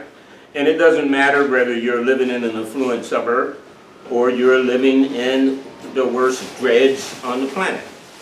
So for me, I had a father with high expectations, low contributions. We don't do C's. To come home with a C would be like killing somebody, essentially, right? But the same father who had these high expectations didn't know how to give you a hug. I think twice in my life that I can recall him telling me he loved me before he got saved. Today, I was standing in the airport, getting ready to fly to my duty station on the way to Vietnam. Because I guess he figured my boy's gonna die. I love you. And today, did they sentence me to life without the possibility of parole? And I don't even know if that was sincere then. It might have been a platitude. Because I don't think he knew how to love. I really don't think. And you shared something about, there's no a thing for parents. What did you say? No manual. Yeah, no manual for parents. He didn't have a manual. Just because a man, had a doctorate in medicine, that didn't mean he knew anything about parenting. He could probably tell you what was wrong with your thoracic something or another, but, as far as giving a hug, that was far beyond. I bet you he gave more hugs to his patients than he ever gave to his family. But I always felt, and I didn't have the language for it, a sense of abandonment, a sense of being unappreciated. And so here I am, pretty much a straight-A student, a good athlete. You don't see him again. I boxed. I was really a good boxer, but I couldn't get a lot of fights because in my days they wouldn't let southpaws fight. If you was left-handed, you couldn't get a fight, right? So they had to make you go right-handed. Well, I wasn't as proficient as a right-hander, so I couldn't get up to that next tier. And I was in the Civil Air Patrol. All of these things I'm doing, ham radio, because all of this is provided for me. My family had that kind of money. I'm taking drama classes. I was just all over the page, right? My vocabulary was as such, as a little kid, they were like, where did you learn these words? What did you say? But I'm reading my doctor's medical journals, in his room. And we've got this big old exhaustive dictionary, and I used to read the dictionary. So, but in the community that I grew up in as a very young kid in the inner city, and well, nobody's in here particularly dark enough to relate to this. I was too light to be black, and I was too dark to be white. And I'm a kid that's smart. I'm sitting in the library. I ain't feeling that. You know, like, and you're the doctor's son? So what's happening every day? I'm getting in fights. And my parents says, why are you getting in these fights? I'm like, I'm not starting the fights. They're picking on me, well, why are they picking on you? And so I started dummying up in school. You get it? Right? So that way, I'm just one of the kids. And I remember Mr. Williams, this was so great. Mr. Williams was an English teacher who spoke like an Englishman. Well, Mr. Hamilton, he called everybody by their last name. Well, Mr. Hamilton, so how did you do on Silas Marner?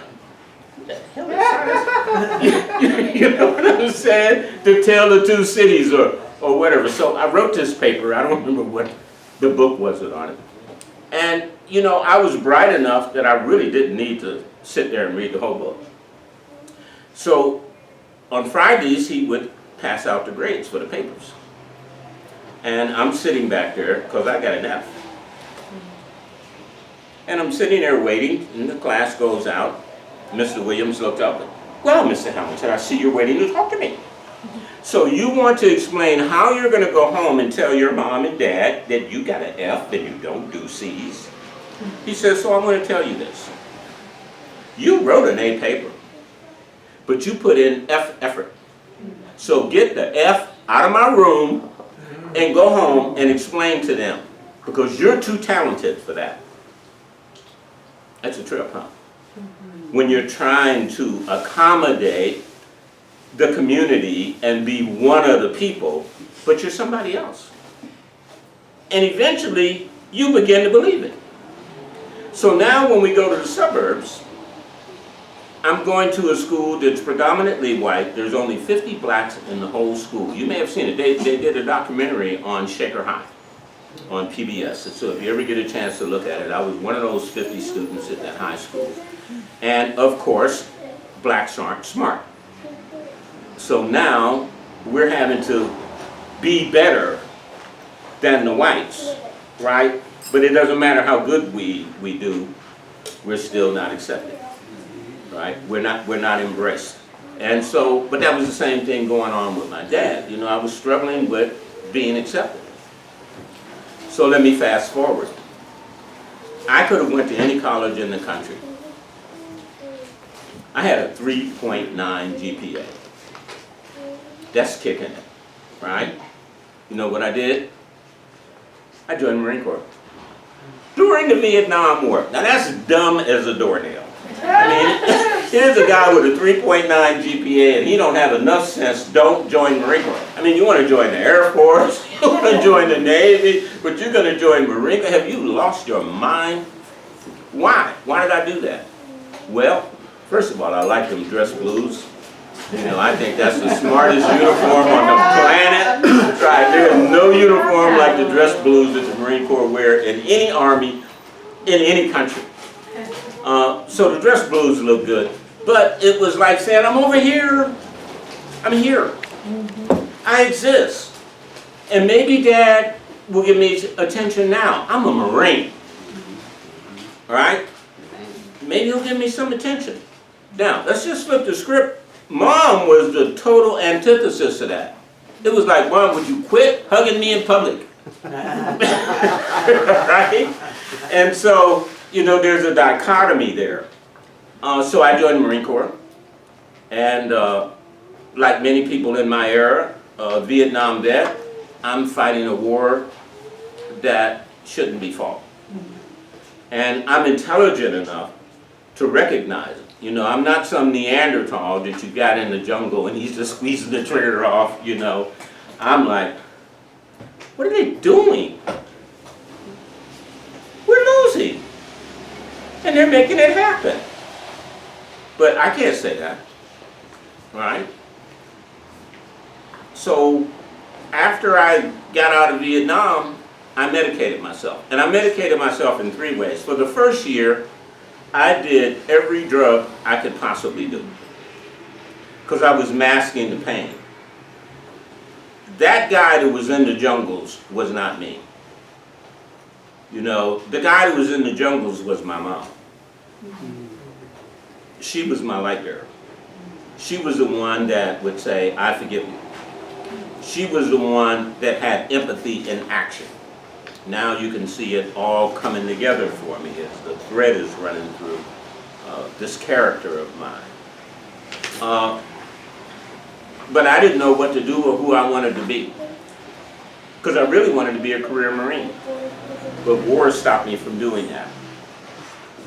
So after I saw myself sitting on the side of the hillside in Laguna Beach on a cliff going down like this, because I'm on LSD and I think I'm walking on my back, and what I'm really doing is walking down the side of a mountain, and that morning when the lights came on, so to say, there's fire trucks destroying down ropes and ladders to pull me off the side of the mountain, and by the time I got up to the top, I sobered up. And that was pretty much the end of my drug days for a minute. I went to Kent State. If you're old enough, you already know that's where they kill the kids on the campus. I'm still not accepted because I can't let these campus, the professors and everything know that I'm a Vietnam vet and I'm here in school and I'm not relating to nobody. Right? The next phase is I go into the corporate world. And it was an opportune time because at that time, EOC, Equal Opportunity Employment, kicks in, and if you're black, if you're Hispanic, give him the job. They don't care whether you're competent or not. Give him the job because we have to meet these quotas. And at some point in time, because I was intelligent enough to recognize what's going on, I'm not going to be your quota. This is not going to work, right? I'm going to excel, right, on my ability. I'm not going to excel because you want to promote me to the next job because, and I'm probably digressing here a little bit, because some of those people that was promoted to the next higher job, they really weren't capable of doing that job. And if you want to look at it from a perspective as a white person, you say, well, they got this guy and they promoted him to be my boss and he can't even do what I do. I should be the boss. So what does that do? It puts you in a bad position. Well, once I recognized, I said, I'm out. Right? I'm getting out of here. I'm not going to work for the big corporation. And I went into the recruitment business, and eventually I opened my own executive search firm, and that's what brought me to California as an executive recruiter. And so I'll fast forward you as the years went on. I had a whole bunch of things. I did marketing consulting.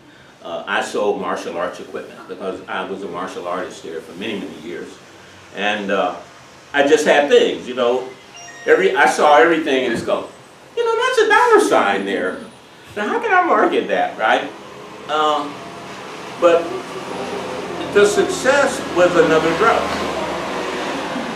I was getting high so I didn't have to feel the pain. Does that make sense? See, everybody don't get high on cocaine, marijuana, whatever. Some people get high on food, right? They're masking the pain. Some people get high on attention. We really see this with the youth nowadays. Do you like me? Do you like me? Right? They're trying to get likes. And so they get high by people, you know, addressing them on social media. That's their buzz. And if they don't get their drug of choice, then we find out that a lot of these youth are committing suicide. You know, they're not getting their fix, right? But I was getting high on success. But I didn't know that I was an emotional wreck. I had no idea. So I'm going to make this very long story short. I'm in Dallas on a big business deal, landed this massive contract with a company in the Philippines selling folding boats, if you can imagine that. It's called Porter Boat. And I'm going to come home and surprise the wife. And I come home to surprise the wife, and she surprised me. She's there with my business partner.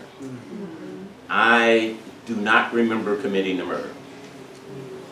If you were to say to me, I'll give you, what's the lottery now today, 350 billion, what is it out there? We'll give you $20 billion, if you could describe that day, I'd still be broke. It's not there. And I don't know if I want to see it. Do you understand where I'm coming from? You know, I mean, you don't need to turn this TV program on for me. Veterans Day just passed. A lot of veterans, they'll turn on the TV and they'll go relive all of this. Dude, I don't need to go to the jungle. I was invited, because I'm a 100% disabled combat veteran, to go to Vietnam in March. Fully paid. I am not going to no Vietnam to sit there and have a nervous breakdown in Da Nang. I don't know what stuff, but I did go to the wall. I went to the wall this year. I had to go to the wall. And so I got there, because it's on my bucket list. And I can't describe the emotion.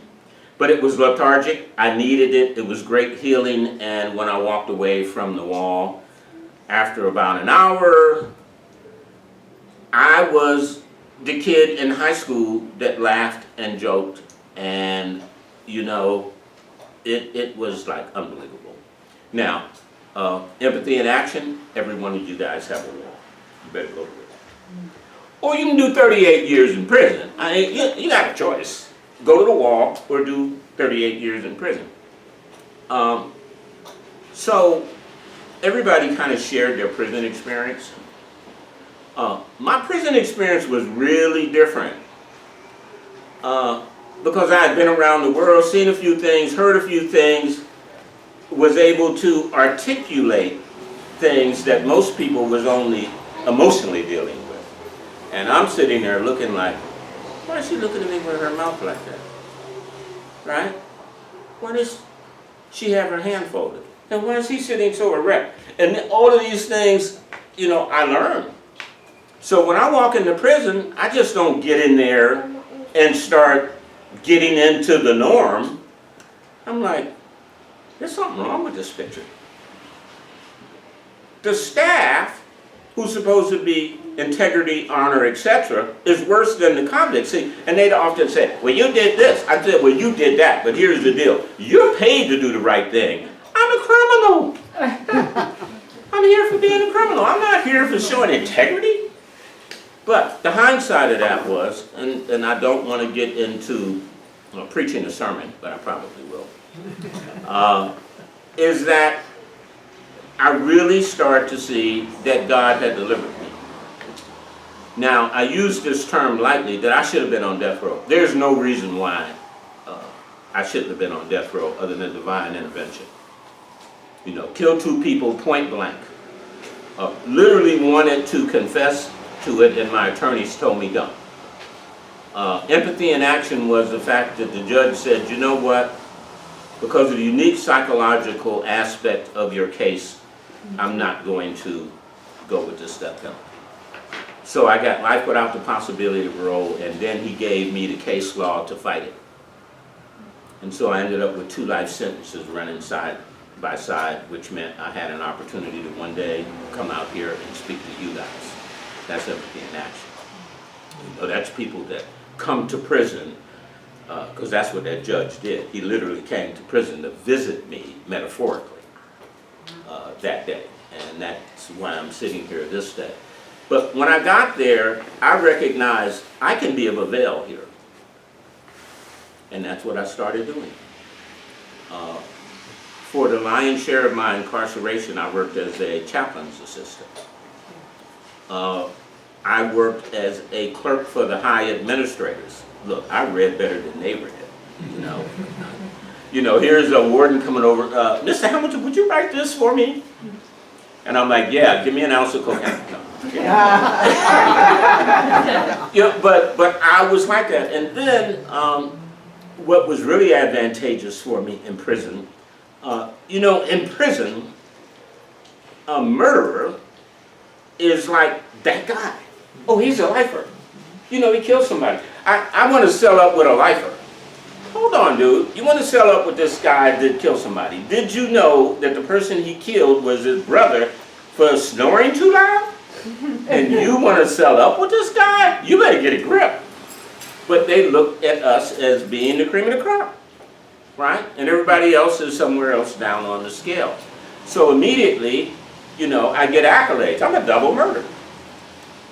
I'm a force recon Marine, right? I can help them with their math, with their English. You know, I'm a commodity for the administration and for the prisoners, and I'm neutral. I don't play the race game. I don't care if you're white, black, Mexican, old, young. It's all good with me. And before you know, I'm technically a shot caller. Because I'm mediating for the guys that can't mediate with each other.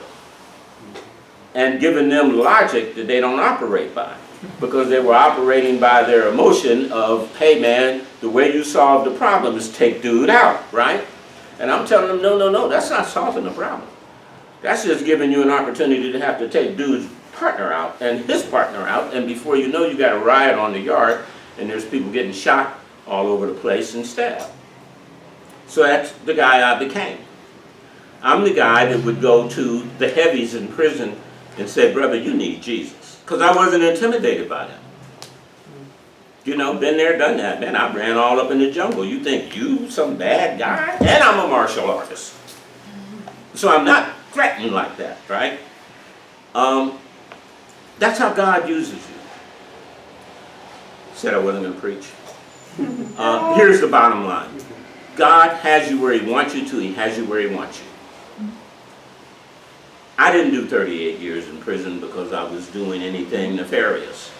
I wasn't in solitary confinement. Everybody in prison is in solitary confinement on some level or another, because here's the solitary confinement. It's within the framework of your character. I didn't go to the hole because of whatever. I had one disciplinary infraction in 38 years. And you know what it was for? I started a non-profit agency to help people in the 80s that when they got out, they could find a church, a halfway house, somebody in the community to help them assimilate back into society as productive citizens. And they wrote me up for that. Now that tells you something about that I shared a little earlier with. That prison in the 80s became the prison industrial complex. It's a business. It had nothing to do with crime and punishment. It had to do with business.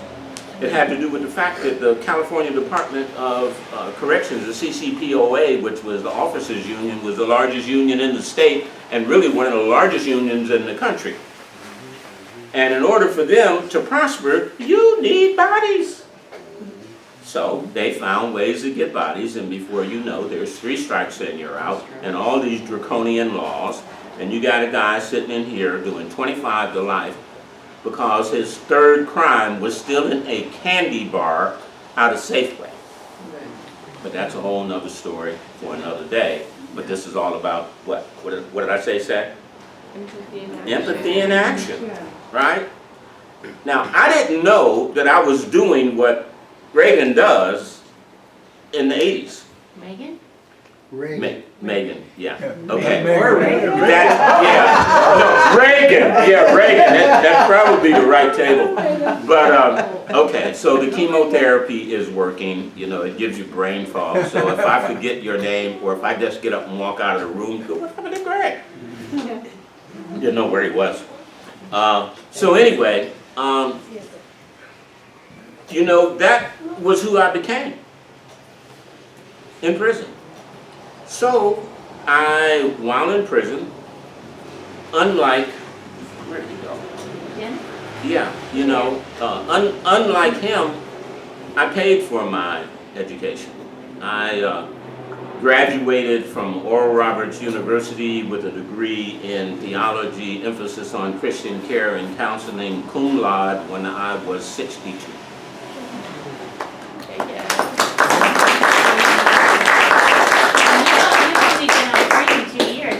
Pardon? You've only been out of prison 2 years. Yeah, and I've only been out, yeah, I guess. And you're 77. Yeah, 3 years. I've been out 3, I think. I don't even know, you know, it's like I'm where I'm supposed to be. I'm not counting numbers. But at the same point in time, I turned around and said, you know what? while the problem in prison is a spiritual problem, it really is. It's a spiritual problem.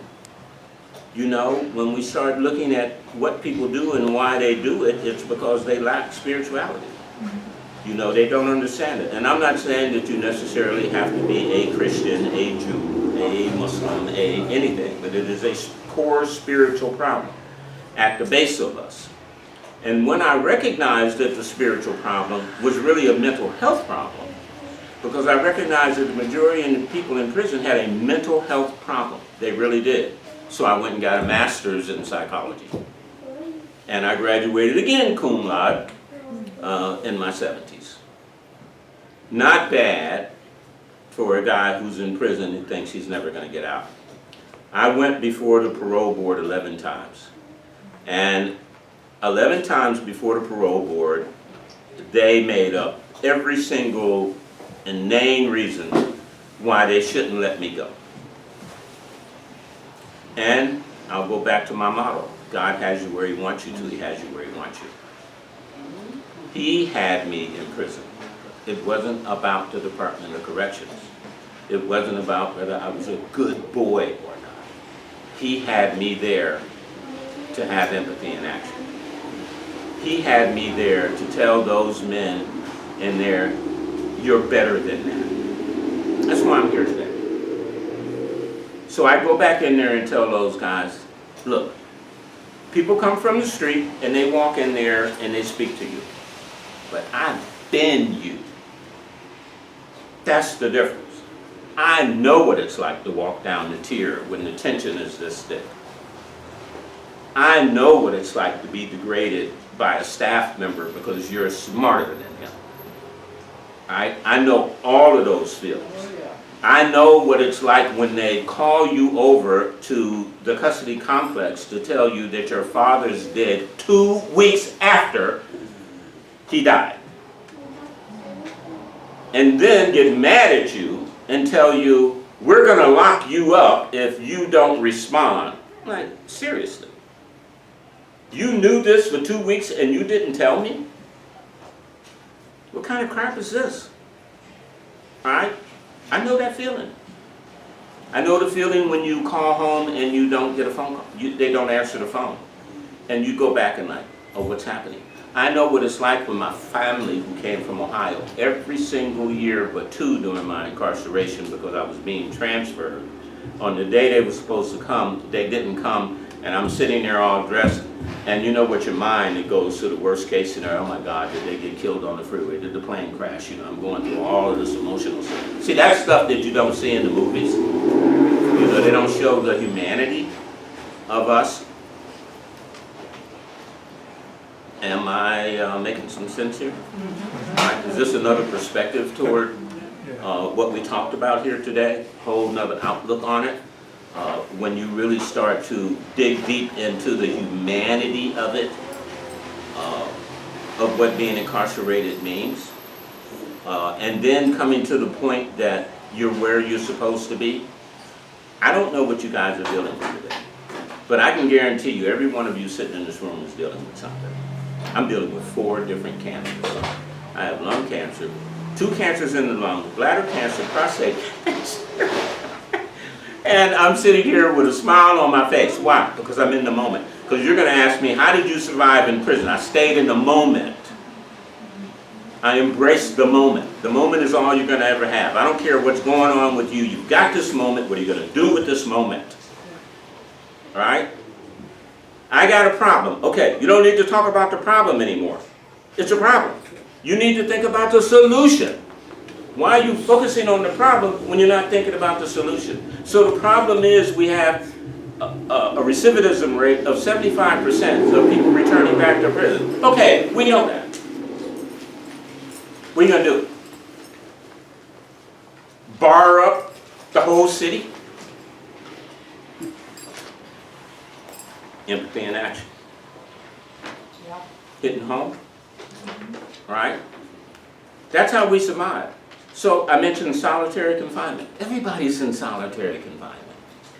I don't care how many people you got sitting around you, you're alone. right? And instead of you waiting for somebody to come in, why don't you get out? Why don't you get outside of yourself and reach out? You cannot get your hand full with it closed.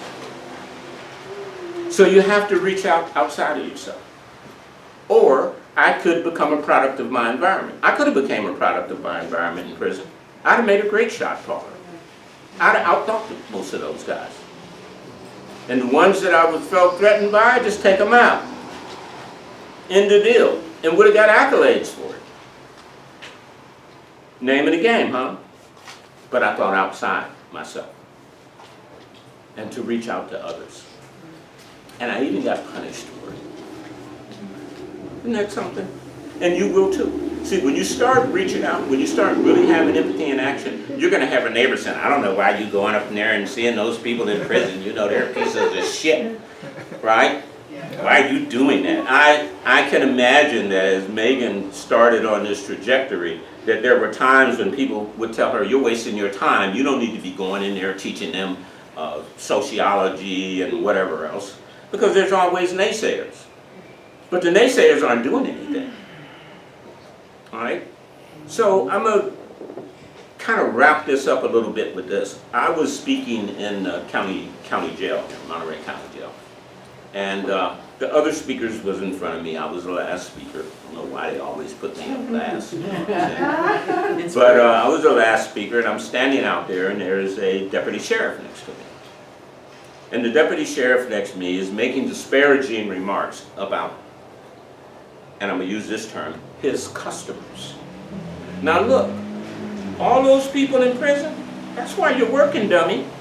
You should be glad they're here.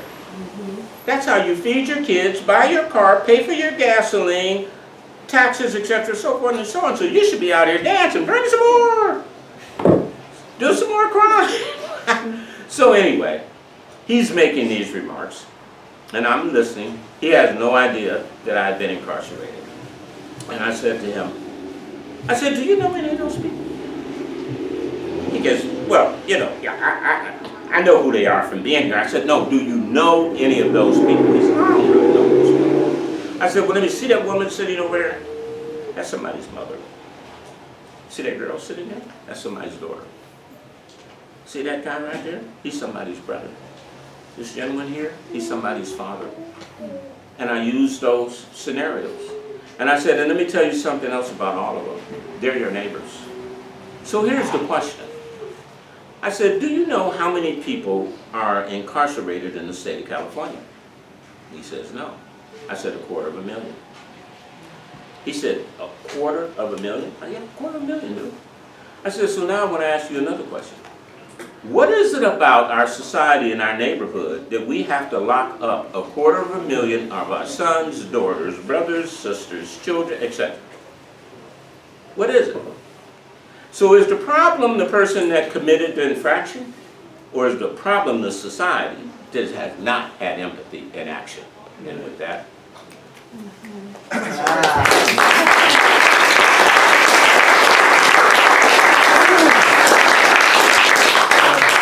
I remember when I came to the open house, was it maybe a year ago or something? A year ago, exactly. Yeah, okay. So I was listening to you, Greg, and there was a guy over here who said, Greg, I want to thank you. I was in, I think it was Folsom. They were after me. They were going to kill me, and you stopped them. Shot caller. You called the right shot that time. I do remember. But you know, see, I don't want to take the credit. God stopped it. Yeah. You know, I give God the credit. He gave me the wherewithal, the strength, and the mindset to go over to this shot caller and say, you know what, dude? On me, on our relationship, let that pass. Right? And so I had that level of respect. Now let me tell you, Christians in prison aren't going to shot callers telling them don't do something. I mean, that is a good way to get yourself killed, right? But, yeah. Okay. Thank you. And that guy is doing so great out here in the community. He goes into the prisons himself. I'm surprised he wasn't here today. He works with Jenny, and I wish Jenny would have stayed here because Jenny's with the Veterans Transition Center, which is the place I went when I got out. Standing over here next to me was Dr. Harvey Shrum. And Dr. Harvey Shrum was one of my mentors in prison. He wrote the book over here. It's called The Broken Places Search for Meaning. Yeah. And he introduced me to Dr. Viktor Frankl, who wrote Man's Search for Meaning, which really set a framework for me on how to deal with my thinking, etc., so forth and so on. How did you get people to want to change and want to come out here in the community and better themselves? Here's something I truly believe. Inside of every one of us is a great person. Inside of every one of us is everything that we were created to be. It's just unfortunate that we're listening to the wrong people. So my mother was on a visit, and my mother lived to be 100 years old. She probably was about 97, 98 when she came to see me. And this young lady who was visiting her husband said to my mom, "How old are you?" And Mom said, 97, 98, whatever she said. And she said, "You know, you walk so erect for a person that's in their 90s. Now, remember, my mom's a light bearer, right? Mom said, "Sit down." And I'm like, oh, this woman just don't know what she did, right? And my mother says, "Let me tell you something." And this will answer your question. Why I'm able to walk erect. See, what happens to people from the time they're able to have some cognitive abilities where they're able to, you know, the cerebral cortex now is starting to, you know, flash and all of that kind of stuff. I didn't want to get technical, so that's why I did that. But we start picking up stuff. This young lady here is picking up stuff. She's picking up stuff that you don't even know she's picking up because she ain't saying much about it. But she's picking it up. And some of the stuff she picks up is candies to make her teeth fall out. Some of the stuff she's picking up is dirt, saliva to kill her. And some of the stuff she's picking up is healthy. Well, as you go through life, right, the stuff that's candy and dirty is heavy. And the other stuff is light, like feathers. And Mom told this young lady, she says, when I went through life, I never carried the heavy stuff. I took it and threw it away. She says, I didn't carry my husband in my backpack for 50 years after he decided to leave. She says, I didn't carry, you know, my claustrophobia because an elevator closed on her head and she had, when you're dizzy all the time, vertigo. She says, I didn't carry vertigo with me all of those years. I threw it out. She says, I didn't carry the fact that I grew up on a plantation with me and hate white people because that was too heavy. And she says, now at 97 years old, I'm able to stand straight. Does that answer your question? Yeah. Thank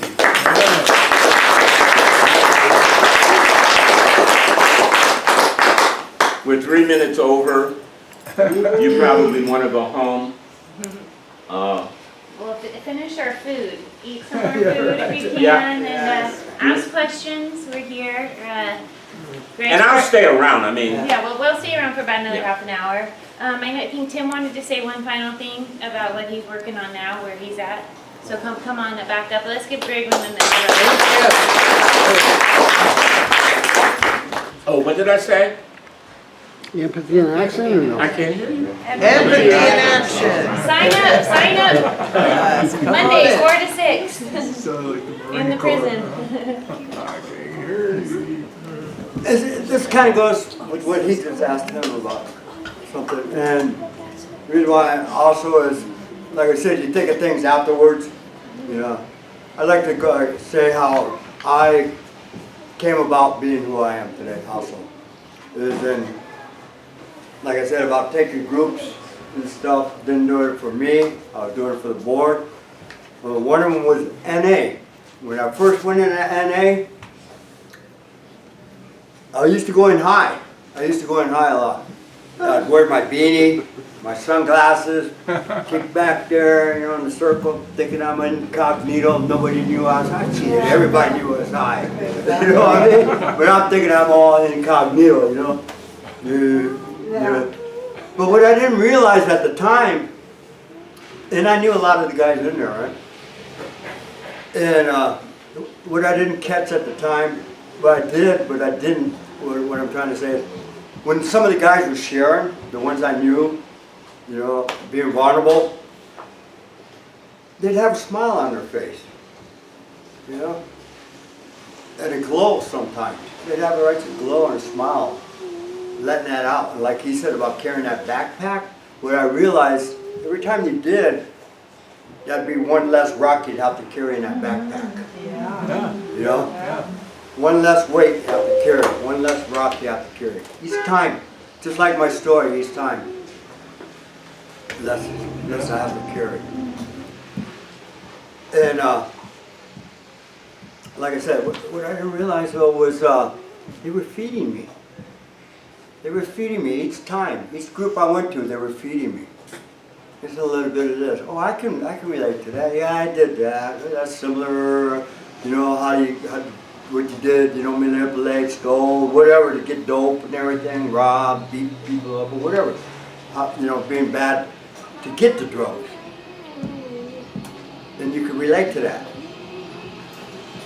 And that was what I'm saying about the feeding. You know, feeding a little bit of this and the goodness of it. And then finally I realized I wanted that. I wanted that glow. I wanted that smile on my face. I wanted to go home like that guy did.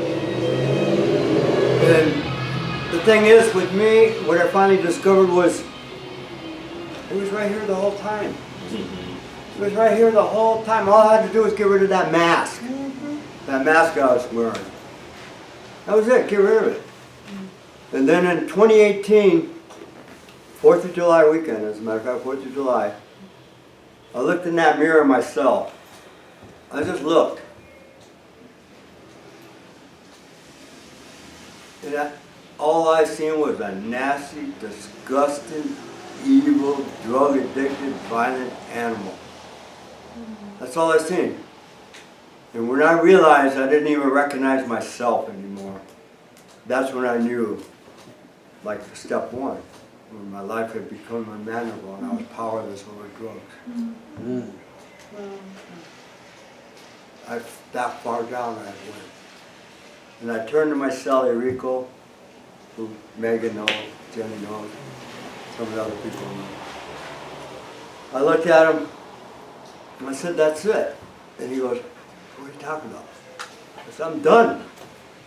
If I can't recognize myself anymore, I'm done. I'm done with the drugs, I'm done with the fighting, I'm done with everything. I'm done with it. And he looked at me and he came over to me, he had a tear coming down, grabbed me a big hug, and said, thank you, thank you. And right then I knew I made the right decision. Made the right decision. Yeah. And I've been, and that's when, afterwards, Megan, her group, Jenny and all that, and I absorbed everything they brought to me. I was knocking on that door, hey, let me in, please. Yes. Help me. I'm here asking for help. Where in the past, us men, we, you know, in that kind of lifestyle and everything, we didn't have that mentality. Our mentality, hey, I'm tough, I can do it myself. Yep. I don't need nobody's help. Bullshit. You know what I mean? Bullshit. Straight up. Ask. That's what I've learned today. Just like emotions now, with the empathy and action. I have no hesitation to cry in front of your car. You know, I have feelings, I have emotions just like everybody else today. If I'm hurting, I'm hurting. You know. But the thing is, what I'm getting at is, I absorbed it all, everything they taught me and everything, helped me become who I am today. And today, like I said, other than the sweat lodges and stuff now, I'm going to Hard now. I'm learning the computer, technology, like I said, I'm doing that, I'm going to Hard now. My coach was here, even my coach came today. From Hard now, my weight training coach. Wow. I'm averaging a B plus and a B in my class.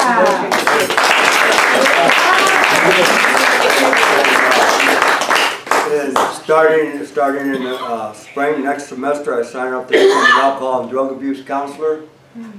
For me, that's my way of being able to give back, my living amends, being of service to others. You know, if I can help one person or if I can help 500, then I've accomplished what I want to do.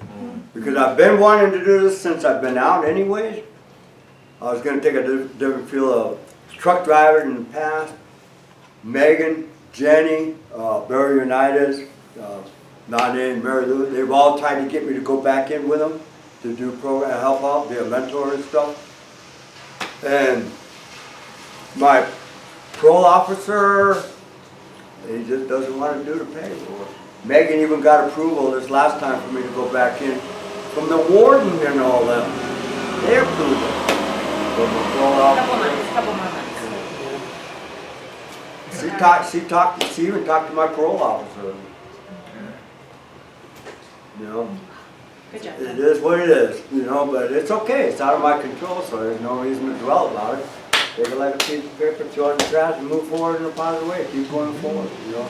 That's what I've learned now, you know. Things like that, you know, coping skills, good coping skills. You know, I'm the boss of my brain. You can't make me mad. You can't make me mad. I can't even make myself mad unless I allow it. It's that simple. That's how simple it is. But anyways, I just wanted to share our. All right. You know, we're not doing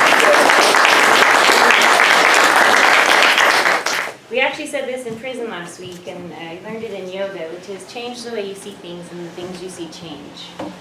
It was on the board, and Greg said it too, but point of view is everything. Mindset is everything. And I think if you see people as manipulative and dark and damaged and scary, then that's what you're going to see. But if you see people as vulnerable and searching for love and capable, then that's what you're going to see. One perspective is rooted in fear, and the other one's really rooted in love. And in empathy and action, we really strive to see people as fully capable and as beautiful souls, just needing love. My most common phrase is love or lack thereof is the reason for everything.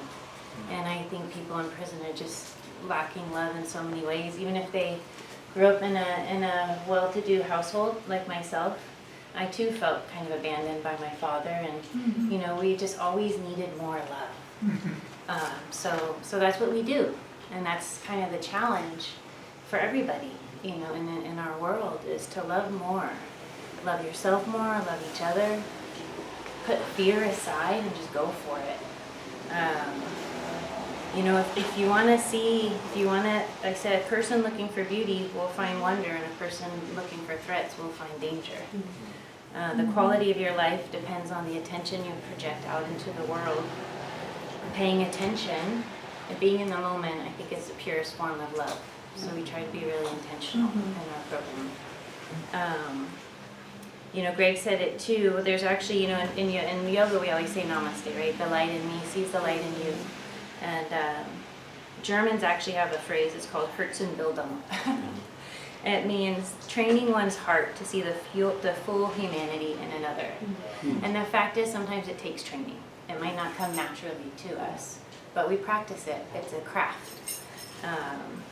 And I believe we all have a spark, as you said. We all have a light within us, and sometimes people just have to be reminded, and they need somebody to light it for them. You know, I love this poem. It says, this man says, "I am afraid of the dark," and the woman responds, "I'll be your torch."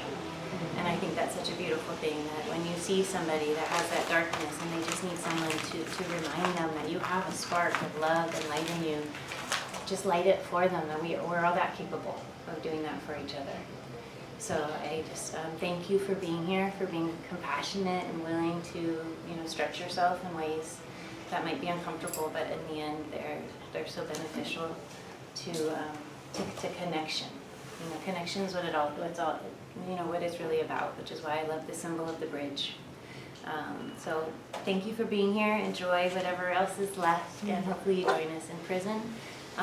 Or come back to the center. We're open almost every day now because we have all sorts of interns and students. So, thank you. Okay. Thank you all.